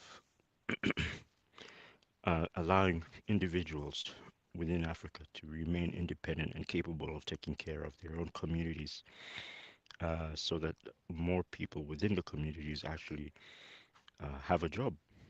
Maintain your skills, maintain your polytechnic skills. Also, you can have degree jobs as well, but please have a good combination or a good layer of those people who have degrees and then also those people who have polytechnic skills. And at the same time, make sure that the people who are teaching the community are also, what do you call it, conversant and also attuned to what the future will bring or what the future will lead to in order for our societies to progress in a manner that won't in which you won't see what do you call it, you won't see lack. You won't see a lack in employment. You'll actually see continuous what do you call it, continuous employment and continuous value. You get continuous value from the community as an individual. I'm reminded of what Miss Kim said just now, which I think is hugely important as well, Michael. It's demand-led training. Because if we don't have the skills that employers need, and then they're forced to import people, which they do in good numbers to Africa, in good numbers to African countries. They do that a lot in South Uh, you Africa. We know, already know that. See, we can't move forward from where we are in terms of income, moving past poverty, if we don't have the skills that companies need. That's a big problem I see in terms of today. But I think we do have to have that demand-led training also for tomorrow. Because again, each step. I mean, you see the numbers of jobs we need in Africa: 2.5 million jobs a month, every month. How are we going to do this? Coach, I hear you. Demand-led training is definitely key. But it doesn't take away my question. Cyrus, I want to come to you because I know you're otherwise engaged, but you're here. Thank you so much for joining us, Cyrus. So is it It's demand-led training it's we need? Go on, it's Michael. also applying, uh, getting the capital organized, and organized in such a manner that it is distributed amongst the people.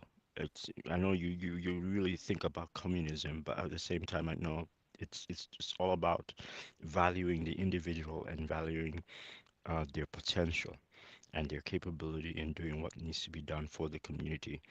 Um, redistributing what do you call it?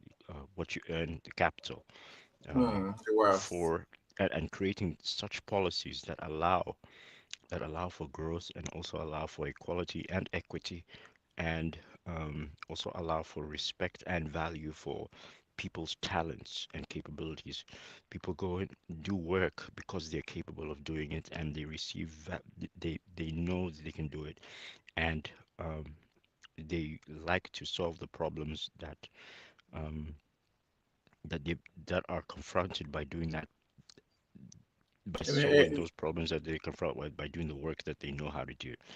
So v- teaching people how to value that is very important, and allowing the system to um, what you call it, to also give value to people who are capable of doing that in a good manner for everybody, as opposed to not just for certain individuals who are or maintaining or grouping or or taking that value and giving it to a small group of people and letting them utilize the capital, to drive other people. In other words, the distribution of private sector versus government sector jobs, there needs to be some sort of um,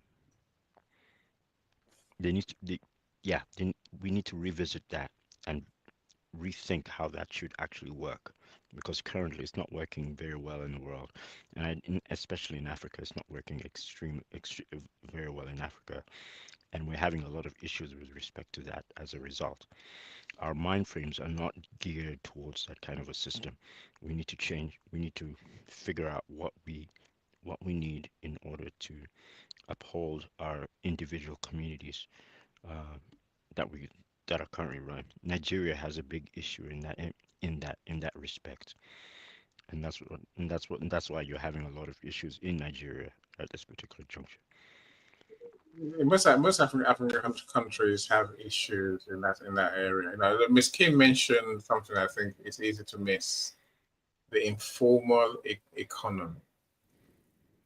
Maybe some will call it the real economy because it's informal, but it's where most people earn the money and keep their money. And this is where Annie says to you, my friends, unless we pay tax in the formal economy, we're going nowhere. That's my personal view, really. That I've argued this many a time in these events. What's You know, driving but the informal economy is a what do you call it? It's because of the fact that the formal economy has really been um, lackluster in supporting the community and supporting families in Africa. That is why there's a huge drive in the informal economy. The formal economy does not support African family, and and that should change significantly. yeah, it has to change because unless it does, we don't really have an economy, do we? This and look, when I hear informal economy, and I know to me that means reduced prices. That means reduced regulation. It means reduced, accountability. It means reduced tax, reduced oversight. And without those systems in place, where are we going? Apart from backwards, I think maybe one thing we can learn from the modern day economies. Africa hasn't got to reinvent the wheel. That I would I do say. believe, though, any one interjection is that the informal economy is actually driven by supply and demand more so than the formal economy. That I do believe. It's a way to hide your money. It's a way to hide your income because then you don't pay tax, Michael. I'll keep saying that until I go blue in the face. We have to learn to pay tax. Otherwise, everything we talk about today, the governments can't work if we don't pay tax. Nothing works. The only thing that works is that, and even that doesn't work, the people who work for profit, even that doesn't work. It's this is why I say I think we're in a bind. Yes, it looks on paper easy to fix, but it's not easy. Of course, it's not easy to fix, but it looks fixable on paper. But in reality, I come back again to the question, Coach David: do we need to change our attitude, our behaviors? Do we need to change our focus on skills? As Kim calls it, demand based. Yes, yes, we have to. It's not a matter of maybe. There are many behavioral codes and behavioral patterns that need to change. Thanks, Michael. Thanks, Kim. I appreciate you guys for the good work, and I saw Cyrus coming. Thanks again, Annie, for what you're doing.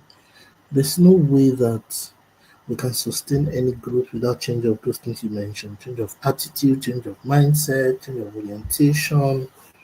I mean, simple concepts like attention span.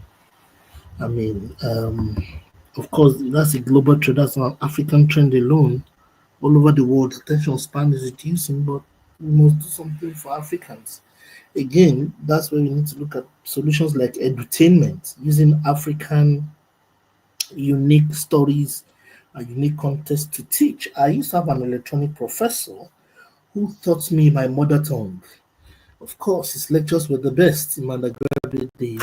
Many people came from my own tribe, which was where the university was situated anyway. Other tribes complained, but the man would give them English lecture notes, but it's going to explain everything in that mother tongue. You won't believe how much clear it was. That's the day the man came, was telling us about electronics. He said, "You guys," he said again, my mother tongue, "you guys can't understand electronics too well." We said, "Why?" He said, "Because you are learning a second language. You have to translate what we are teaching you to English. They translate, then I explain it to you. Then you now translate it back to the mother tongue language, then you now start assimilating." Now, see, look at that long cycle. Why do we need to do all of that thing to you? Give us one, and then we are done with it, and then they worked on it. What's my bigger point to everyone listening to me? We need to Africanize for understanding and value engineering and re-engineering, because not everything works for us as Africans, and we can't take everything hook, line, and sinker. But some things are no brainer. We need to change. So, I mean, things like punctuality, our meridian with time.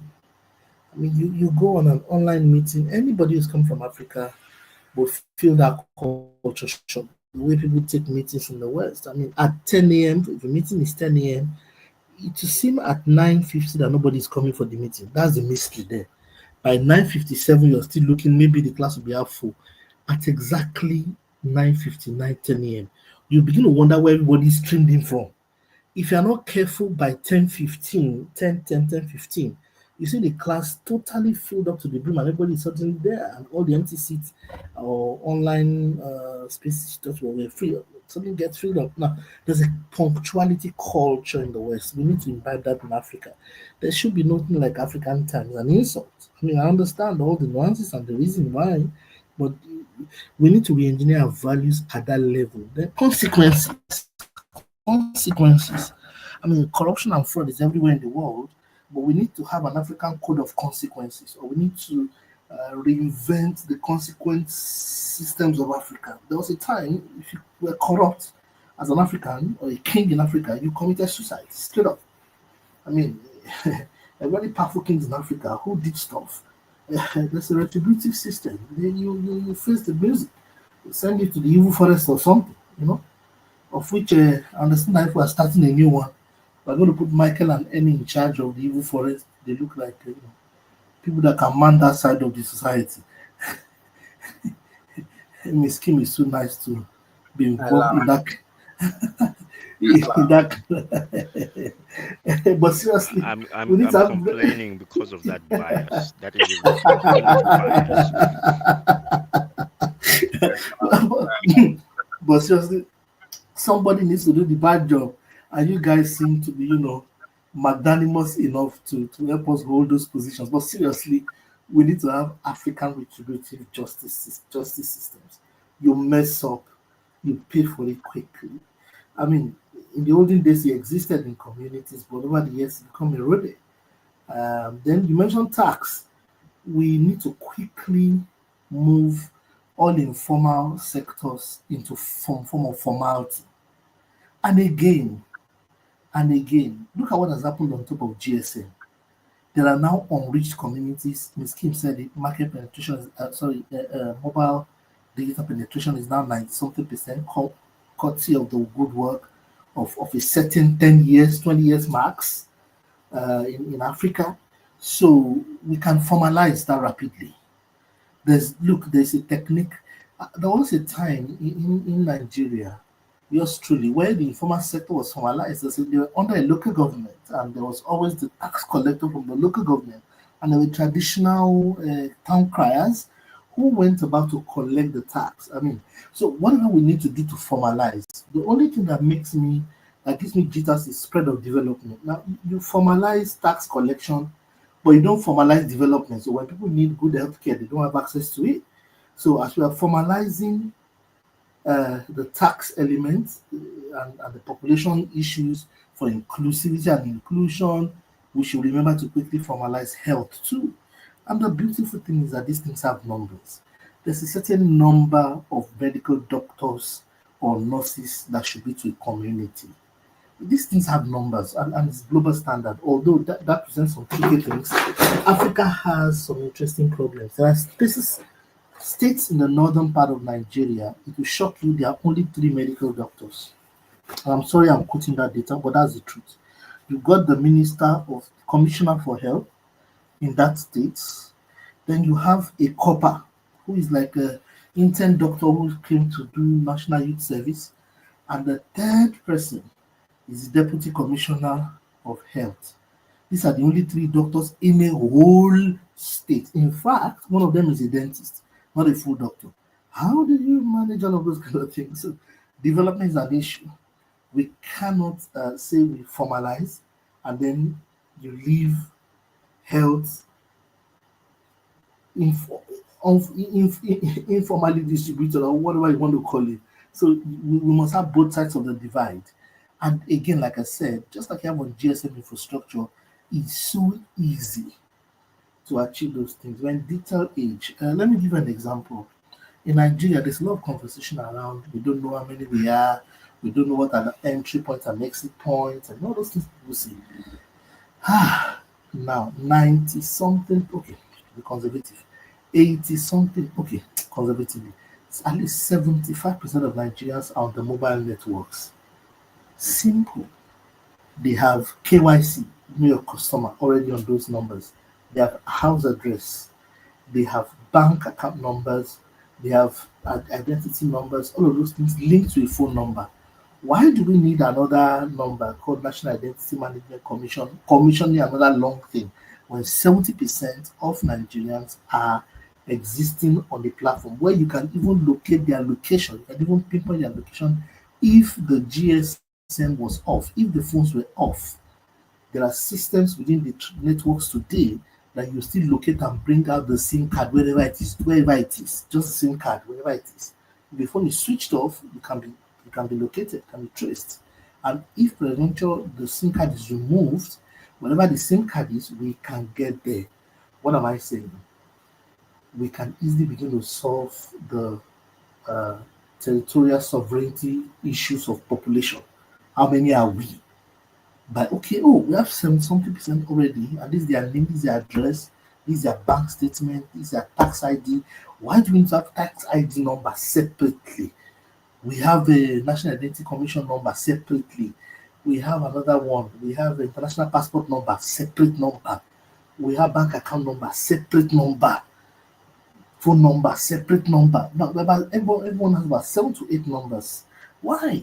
Let's leapfrog everything into one unique number, which is your phone number, and most people can't forget. Let's work all the other numbers around that one.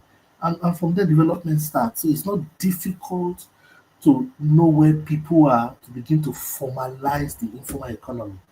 What is slightly difficult is formalizing development. So that after people have paid tax, you won't tell them that they can't have rural water, pipeline water, or there can't be roads to the rural places and all of that. Like Any always says, everything is a connected problem. I hear the mic. So, I'm sorry I speak for long when it comes to Nigeria. It's a raw nerve. Yeah, of course. That's why we're here. That's for all of us. African issues is important to all of us. Look, I think the tax thing. No, I agree with you. I think if we don't pay tax and we expect, then that's like saying to the fire, "Give me heat, then I put some wood in." No, you pay first, and then the government can do stuff, and that includes health. So I'm glad you mentioned health, Coach David. This is one of the things that's going to hold us back. Miss Kim, I've got this vision of Africa being that place that I think we all dream of. That place where there's free healthcare, there's social security for those who can't, there's support, social services support for those who need support. And I know Mike is going to argue with me, but I think we don't need to reinvent the wheel, my friend. The way societies can work better for the people is there already. I'm stopping just short of communism, Michael. My friends on YouTube, please like today's video, make a comment, and subscribe if you haven't subscribed already. So I see you there. So I do want you to engage with us, and of course, engage with Coach David's channel as well. If you, it's Coach, so Coach David is the other one on YouTube. So do connect and do engage with our videos, please. We'll need numbers, right? Look, as amazing shares, everyone. I know this conversation could go on forever. But I don't want it to go on forever. I think there is there's steps that we can take from what my friends have shared today. Let's begin to take those steps. Let's not just keep talking and nothing happens. Let's take those steps for sure. Our conversation around technology and AI. I have a concern which I just can't shake. Here's a concern I have. It's 30 seconds long. So. You can think about building an AI system, but let's say you're in Lagos and your light has gone off for the 3rd time this week. Like, how are you even going to do that? And so I think that we have to consider the role that governance and governments play in enabling AI ecosystems and also providing opportunities for youth. Because again, you can't innovate your way out of these broken systems. And so we have to have all of these factors come into play to ensure that African youth and also Africa as a whole can take advantage of all the opportunities that AI can bring.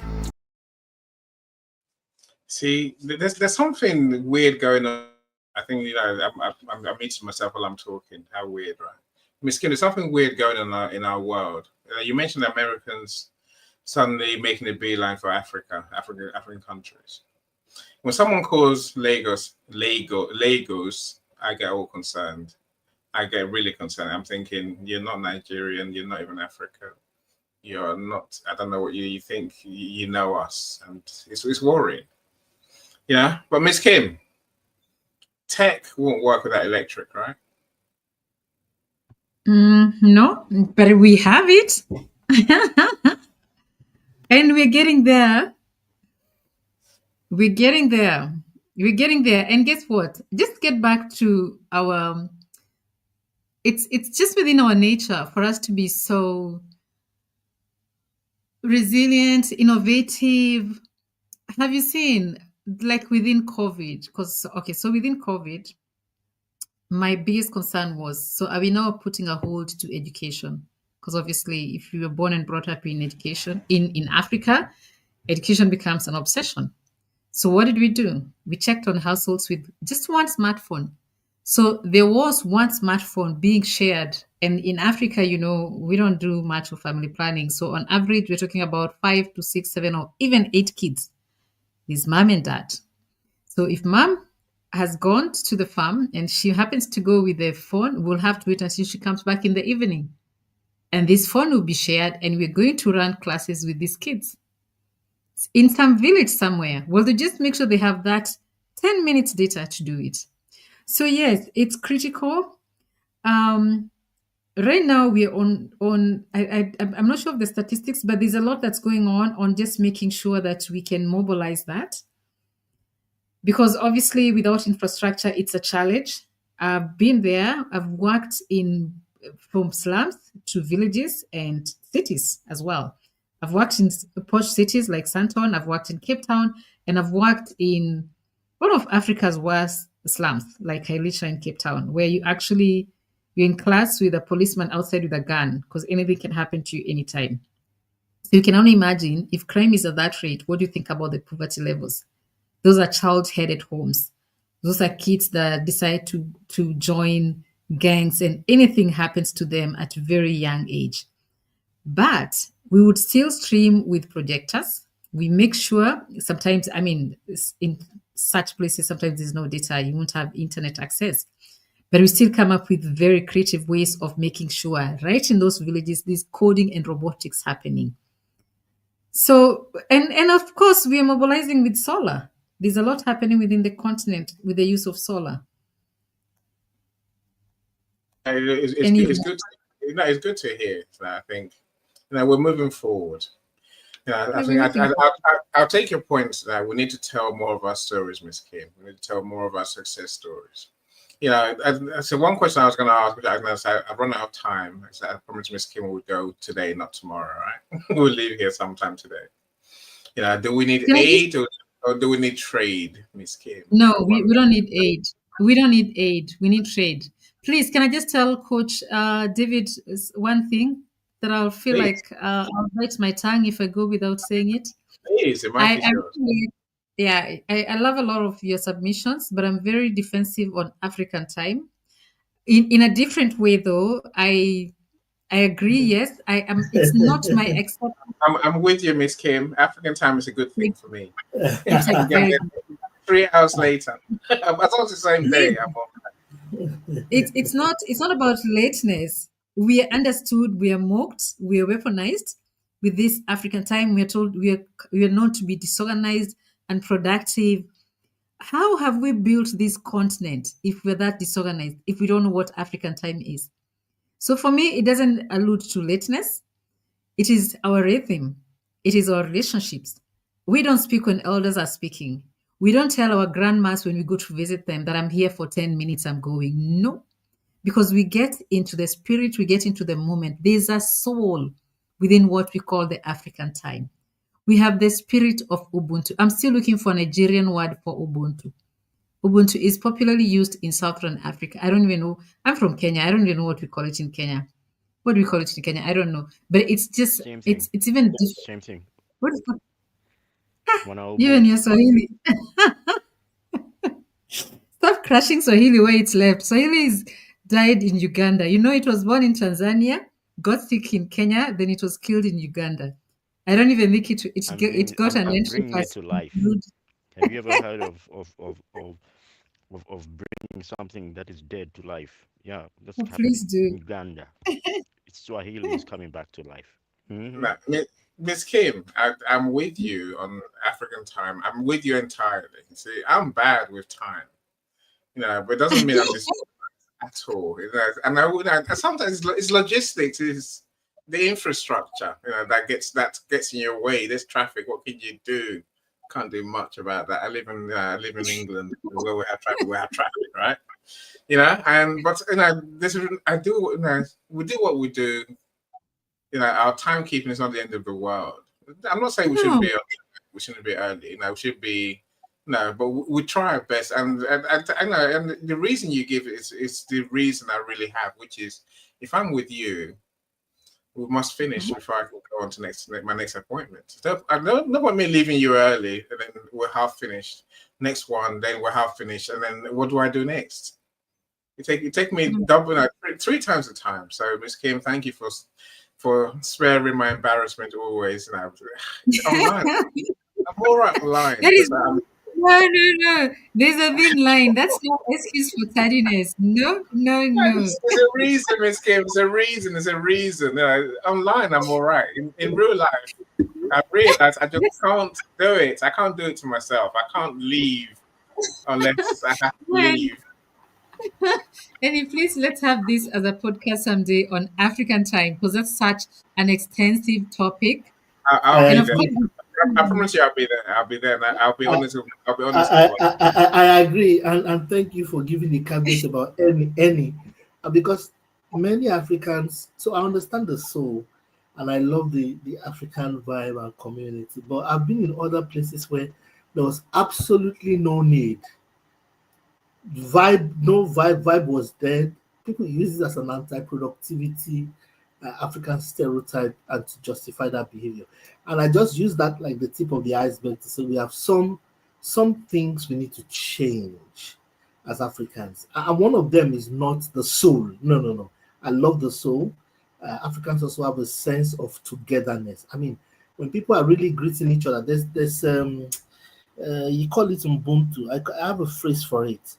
There is the context, the culture, the life in the moment of the people.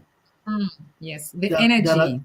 The energy of the moment, and look, that is to be preserved very strongly, and that's Yes. one of the less popular uses or use cases for the creative industry. The creative industries have the capacity to help us transmit and keep those artifacts in very codified forms. We also have a lot of stories in Africa that we are not saying, and that have those kind of moments, and we're not saying them well enough, and narrating them well enough. And once in a while, we have one or two movies or one or two creative works that go global. But I don't think we have 1,000 African movies, in my opinion, African stories in the history of story making and film making. We don't have 1,000 African movies. We don't have 1,000,000. But India has millions, in my opinion, of such codified moments where they dramatize like Ubuntu or the soul of the African, and concept like African time is explained. I can give you an example. The idea that Indians are totally into their communities and that they sort of don't like outsiders in quotes. You will see that bias demonstrated beautifully in many, many Indian movies. And you begin to love the Indian culture because of it. So we need such narrations in addition to what you're saying. But there are the ones that are affecting us from being the best we can be and counterproductive among ourselves. Those ones. So within African time, there is the good side, Yeah. but within African time, for people like Annie who want to find a reason to come late,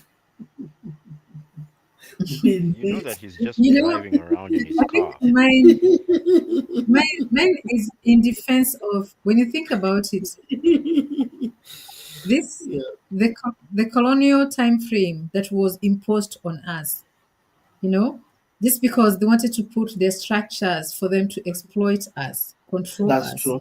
That's true. That's So, also true. and yet we still had time. We still knew this is the harvesting season. You will come when we are harvesting. You will come when the rain starts. We still Mm, defined time. The early man mm, was actually extremely organized. They had systems in place. They had ways of making sure when we mm, harvest, we we dry this food for the next season. This is how we preserve our fish. We had our way of life that was working pretty well. that's So true. this thing that comes to, like, we are supposed to be shamed. We're supposed to be, like, it's such a bad thing. No, yes, we want to make sure, as when we get to the global stage, the professionalism has to be there, but we still need to make sure, as that African time, not to constantly be related to as laziness. It's legacy, it's living, it's You listening. tell him, Miss Kim. Tell him more. Tell him more. I agree You, with you you. know, honestly, like the way we drag on Annie's conversations, and I actually I got here first saying, Annie, how long is this gonna take? Because I know we've stuck. There's a time I think we stayed for 4 hours because we get into the moment. There's a rhythm, there's a soul, there's energy, there's synergy, and that's how we build. It's and this is where you find the spirit we have, the community energy that's within us as Africans. You can't even put a Mm, price on it. And mhm, that's where mhm. loneliness and mental health does not get to us. We don't even understand, because I can walk into your house, Coach David, anytime I come to Nigeria, I'm sure I just need to tell you, even if I call you from the airport, you'll come and pick me up. Why not? And even if, That's Africa. That's part of yeah, Africa. But by the way, I'm in the UK, so just give me an and you won't advance tell me notice. you don't have time. You won't tell me that I got no time. No, you drop everything. I agree. I agree. And you see, there's something deep in what you're saying. Now if you check Indians, Chinese, Pakistanis, Lebanese, there's one more tribe. They have a way of infusing their culture and context in a continuous way to their communities. Let me say that one more time. It doesn't matter where they are in the world. It doesn't matter where they are in the world. It doesn't matter what new religions they affiliate with. And I'm sorry, I'm using the word religion. Um, these groups, these communities, the Indians, the Chinese, the Lebanese, and Pakistanis. There's one more that I'm not coming up to. It's not sure. I've forgotten the fifth one I have done some work with in the past. They have a way of infusing the consciousness of their culture, their context in a continuous way into their communities. An Indian is first of all an Indian before anything else, so that what he's saying at work is Indiglish, not English being spoken by an Indian. You will feel his flavor. He doesn't care about your sophistication. He's going to bring his pepper, his tandoori, what's that? Their oil now. And look, they've colonized whole communities in the UK. You've got whole Indian investments, very large. Same for the Lebanese, same for the Chinese. When it comes to Africa, it's sprinkled and it's not cohesive together. And this is a very big business case for our creative industries and our industrialization again. So, what you're saying, Ms. Kim, is a deep one, and it's Can a you please challenge for add? every storyteller in Africa. We need Can to you do please something add about it. Yorubas? Add Yorubas there, please. Not Ah, Nigerian Yorubas. yes, They yes. honestly really try. With all due respect to whatever tribe you come from, I'm Yorubas are Yoruba. just I'm good. Yoruba, They by are the way. just special. They're very Well, particular about preservation of their culture. They Uh, of course most Nigerians are, because Nigerians they could be the only Africans that don't care where they live and for how long. They will maintain their Africanness, their accent, their dress code, their mm, way of life. Their pepper has to be there. Their egusi, their yeah, jollof yeah, rice. you're right. Yeah, me and Coach agree on Any, that. So, eh, Egusi, eh, cook, cooks any, outside. Still in hands. any does not eat Ah, he doesn't eat bread, he eats African. I told you, Miss Kim, there's African food up there, right? Now, hold on. No, Chukudi, Eni hold is on. not African. I'm We need Nigerian. to do something about that to make him African. Miss Kim, don't tell them, Miss We Kim, lost don't tell him. them. Don't tell them the truth. We It's lost him. not true. When it comes to food, I am. Now, Chukudi, look, connect with me, DM me.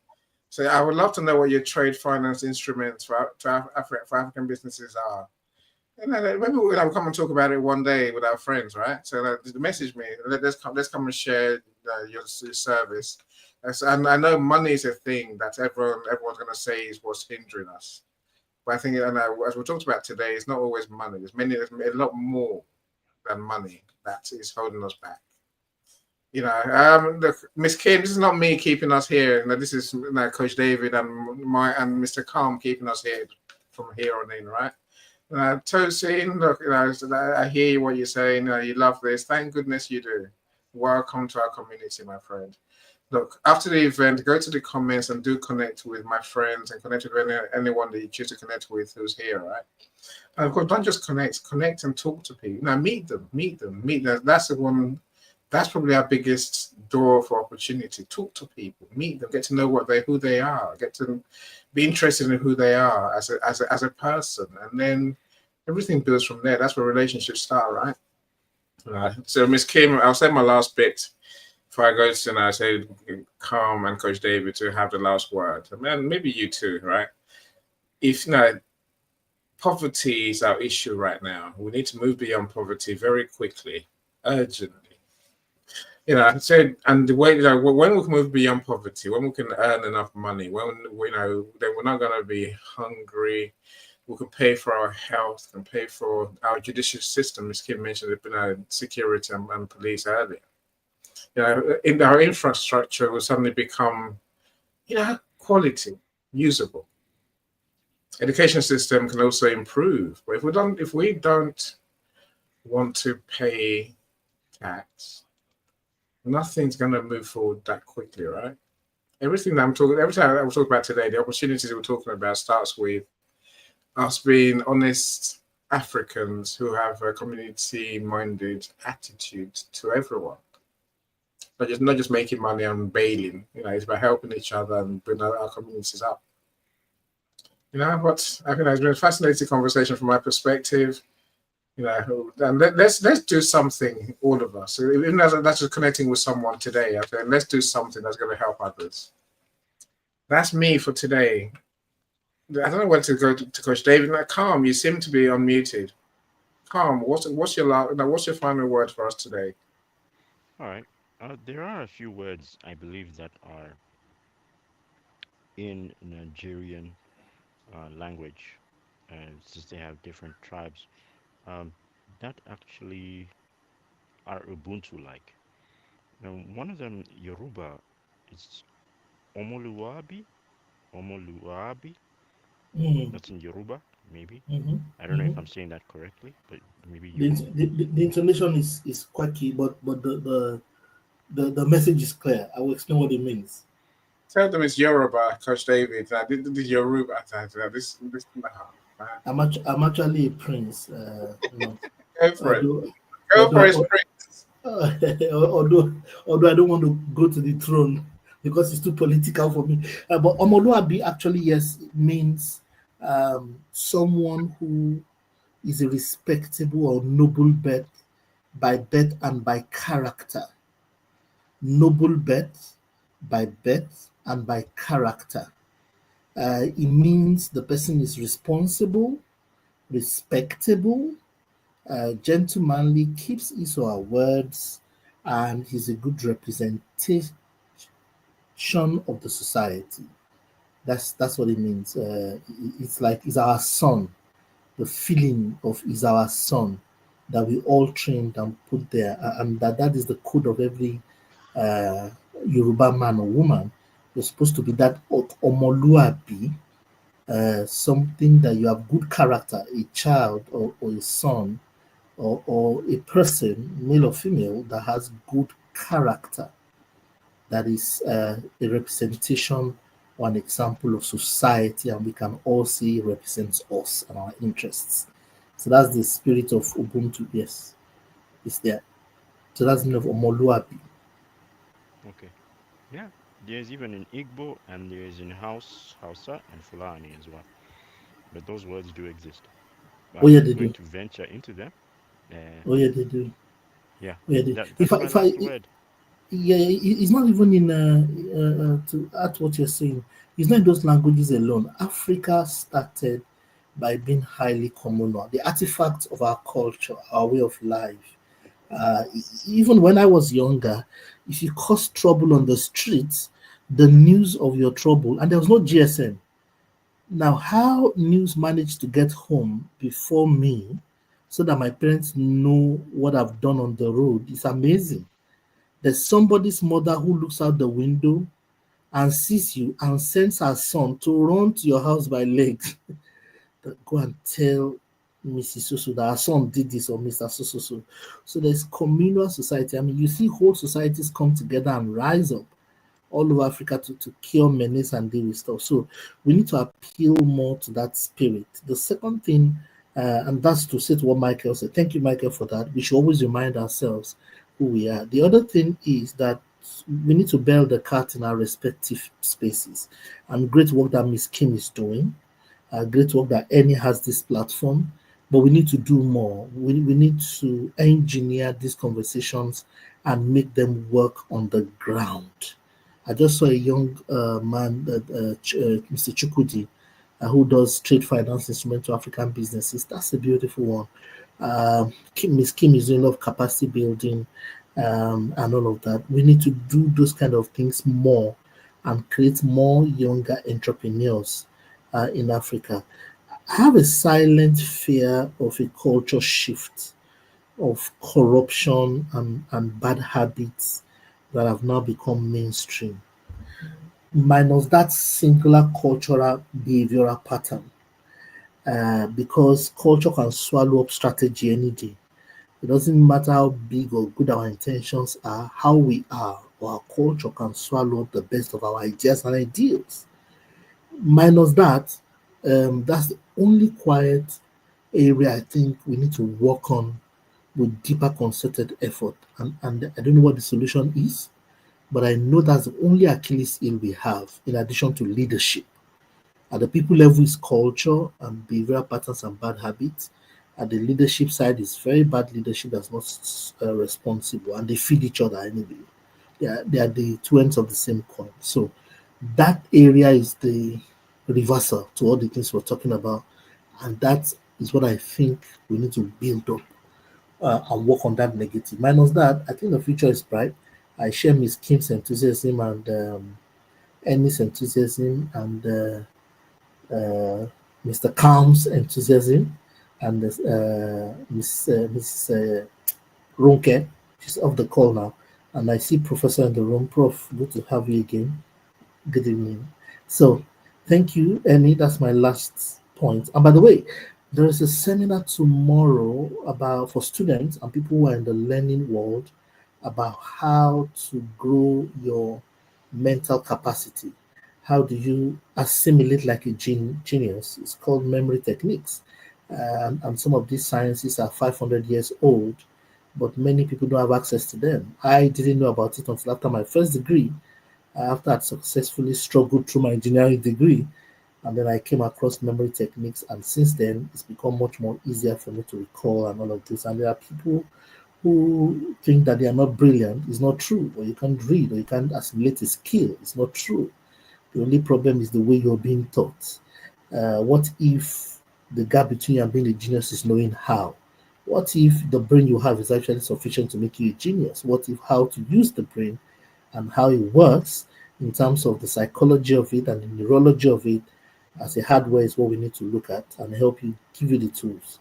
So tomorrow, that seminar is holding here on LinkedIn and also YouTube. If you're an African young person or you know anybody, please join us. And any, I know you won't charge me for advertisement money. So thank you very No, much. please, now share the link in the comments so that way people, you know what, you can go to it Okay, and okay, I'll do that. I'll sign up, of course. I'll take a look as well if time allows. And All right. I can join you. Thank you so much. Thank you so much, Coach David. Yeah. You've all shared genius with us today. Yeah, Eh? Dr. Roxana. Dr. Roxana, how are you doing? You are muted. Prof, you have to unmute. You don't mute, we can't hear you. I hope you're not talking. And there Okay, you sir. go. All For sharing right. your genius to yourself. How are you doing? Happy Tuesday, everybody. It certainly is. It certainly is. So having you here makes it even better and even happier Tuesday. So now, Uh, what do you want to share with us?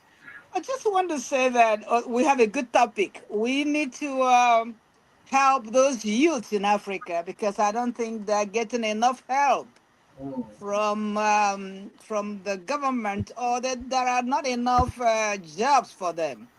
yeah. So anywhere we can help them, if anybody has, by the way, I haven't greeted all of you. Good morning, good afternoon, good evening, wherever you are. But I just want to say that you have been sharing genius here. I've been listening to you. I feel so happy that you are actually discussing about Africa, but we want to make sure anywhere we can help them, if we can invest in Africa, if we have someone we can trust to be the middleman to invest in Africa so we can employ those youths. If we can, whatever we can do, whoever that can help to educate them, especially in this proliferation of AI and the jobs that it will take, whether you like it or not. It's already taking jobs. So there are, as soon as Nigeria starts getting these equipments, AI, we need to train the youths to know how to operate these jobs with these new skills. Or it means that those who have the youths or the parents who have the money will be making sure that their children maybe get a remote job from from the developed countries, working from Nigeria, or they can move. They keep draining because we have brain drain in Nigeria. I don't know if you like that, but we have brain drain.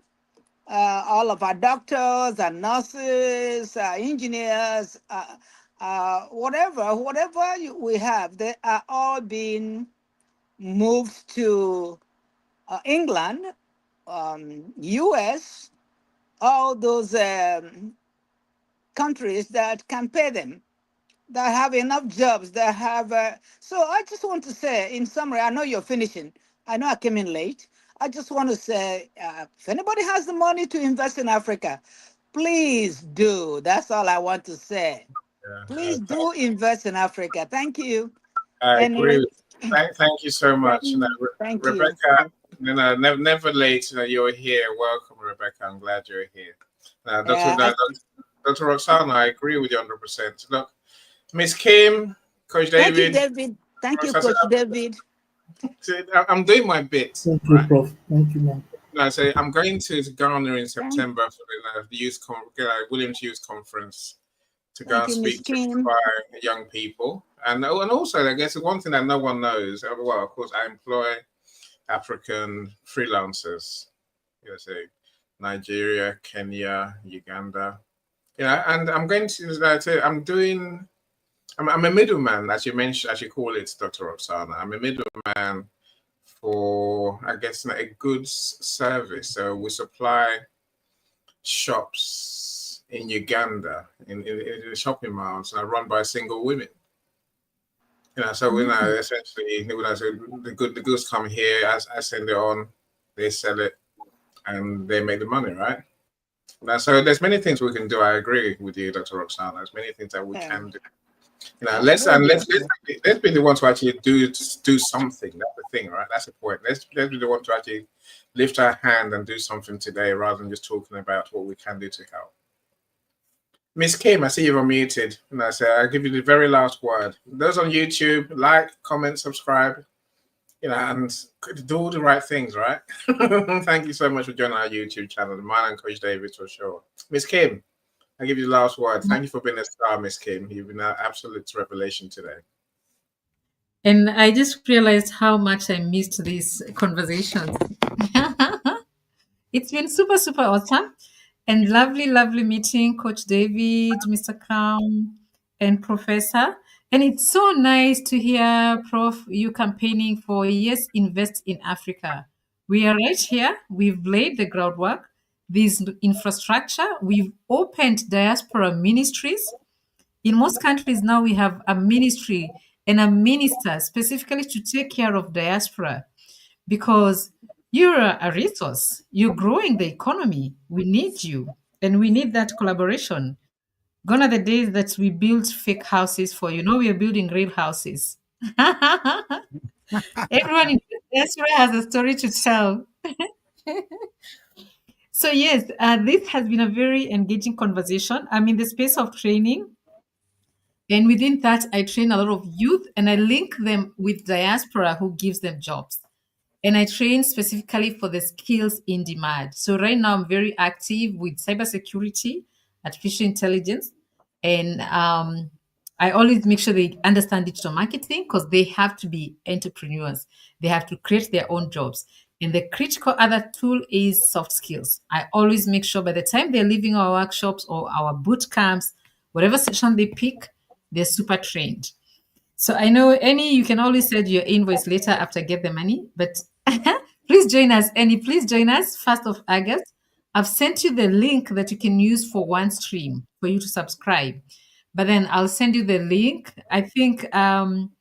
Kram said he's gonna pay for you for you to attend virtually. Although I had offered to actually give you a free ticket. I'll talk to him. So look, please do share the link. In the comments and now you and I will talk anyway. Let's see how we can get more people. Yeah. Still another week, week and a half, right? So we can get more people to know about it and actually do come along.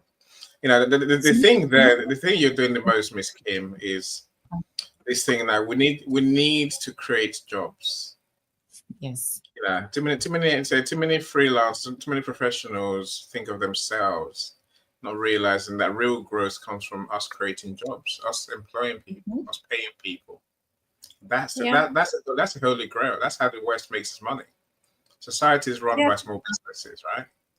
Yes, You know, the in cottage industry. exactly. You know, but in Africa, we seem to want to keep to ourselves. You know, but I'm wrong. I know it's not. It's not that we want to. You No, know, you we, asked me wrong. Look at you. I didn't even know you're doing business in Uganda. I didn't know that you're supporting single women. You know, in Africa, for that one woman that you're supporting, she's likely to be having another 5 people that feed off that hmm, support. Yeah, yeah. And I say, Exactly. the beauty is that no, the reward for what we do is that they have to Hmm. train another woman. That's yeah, They have to good. train another woman to start her business. yeah. And so the momentum builds, right? You know, and this is the thing that we can all do, my friends. We can all do this, right? So that's what Absolutely. someone says. Let's get our fingers out. Let's actually do something, my So friends. let me I don't want to keep you all night, Miss Kim. But you can go on. I'll let you speak because now just you are. I want to leave people with confidence that Africa, our youth are fresh. You know, we have the youngest population in the world. We have the best natural resources in the world as well. Our culture is very inspiring. We have innovation, which is born out of necessity. Like we are literally very innovative people as Africans. And yes, we have our challenges, but challenges are everywhere. And sometimes, of course, we don't want to get into politics, but Africa is rising. And this time, it's not with charity, with creativity, with courage, with that spirit of community. It is so nice to get into a room and hear people asking, how can we help you? So the time we're building, come and invest. Let's collaborate. Let's build the Africa that we want. We are the world next big thing. Opportunities are coming from here. Join us now. Eni is coming to Africa in 3 years' time. Thank you and goodbye. No, I'm coming in September. I'm not staying. No, Just you're coming. coming for keeps. You're coming in September to what? But you're packing and I'm just trying to. relocating. I'm trying to poke you. Take it with Miss Kim. And look, Right. of course, talk to Rebecca. She would love to be part of the soft skills boot camp too. So Awesome. Okay. Thank you that's very why we much. do this room, my friend. That's a good Thank you. project you have, Kim, Miss Kim. Thank you. I'll share with you Thank more you. information. Thank you Yeah, so much. connect and talk. Thank you so much, everyone. Coach, you're a genius. Thank you so much. Everyone that's joined us, especially you, Michael. You know, it looks. You know, I love people to see our events. Until you see, it, you don't know what we're talking about. Really, you know, it's hard to get your head around it. This is social media in 2025. This is what it has to be. It's what it is. Look, we're back in 2 weeks' time. To go to the comments and check out the links in there. Connect with our friends. Connect with each other. Connect with and have those conversations more than anything else, my friends. So, Dr. Roxana, is there anything you want to say before we go? Oh, nothing. You have already listened to all the genius that you are sharing, Miss Kim. Awesome. That's a lot of genius from you there. Thank you. Yeah. That is David, Coach David. Thank you so much. Thank you so much, Prof. And Thank you so Annie, much I for just coming. want to thank you. I'm sorry I came in late, but you did a great job, though. It You did a feels great like, job. you know, I have to show you Dr. Roxana's books actually written the last year alone. So these are 3 of them. So there is a book in our Family Wealth Secrets, and how to build family wealth. That everyone needs that. So you know, they're all on our Amazon. If you can shop on Amazon, then they're there. What's the next one? Is innovations in education technology. Yeah, innovations in education. So do check that out for sure. And then there's ways to make passive income, financial strategies, income strategies for 2025. It's very hard to show anything on this. Right. So you get the idea, well, thank you for advertising my book, Winnie. Thank you so much. Always. Dr. Annie, thank you so much for advertising. Thank you, everyone. Enjoy your night, Miss Kim. So we'll talk soon, of course. Thank you, everyone. Bye. Bye. Thank you. Thanks a lot.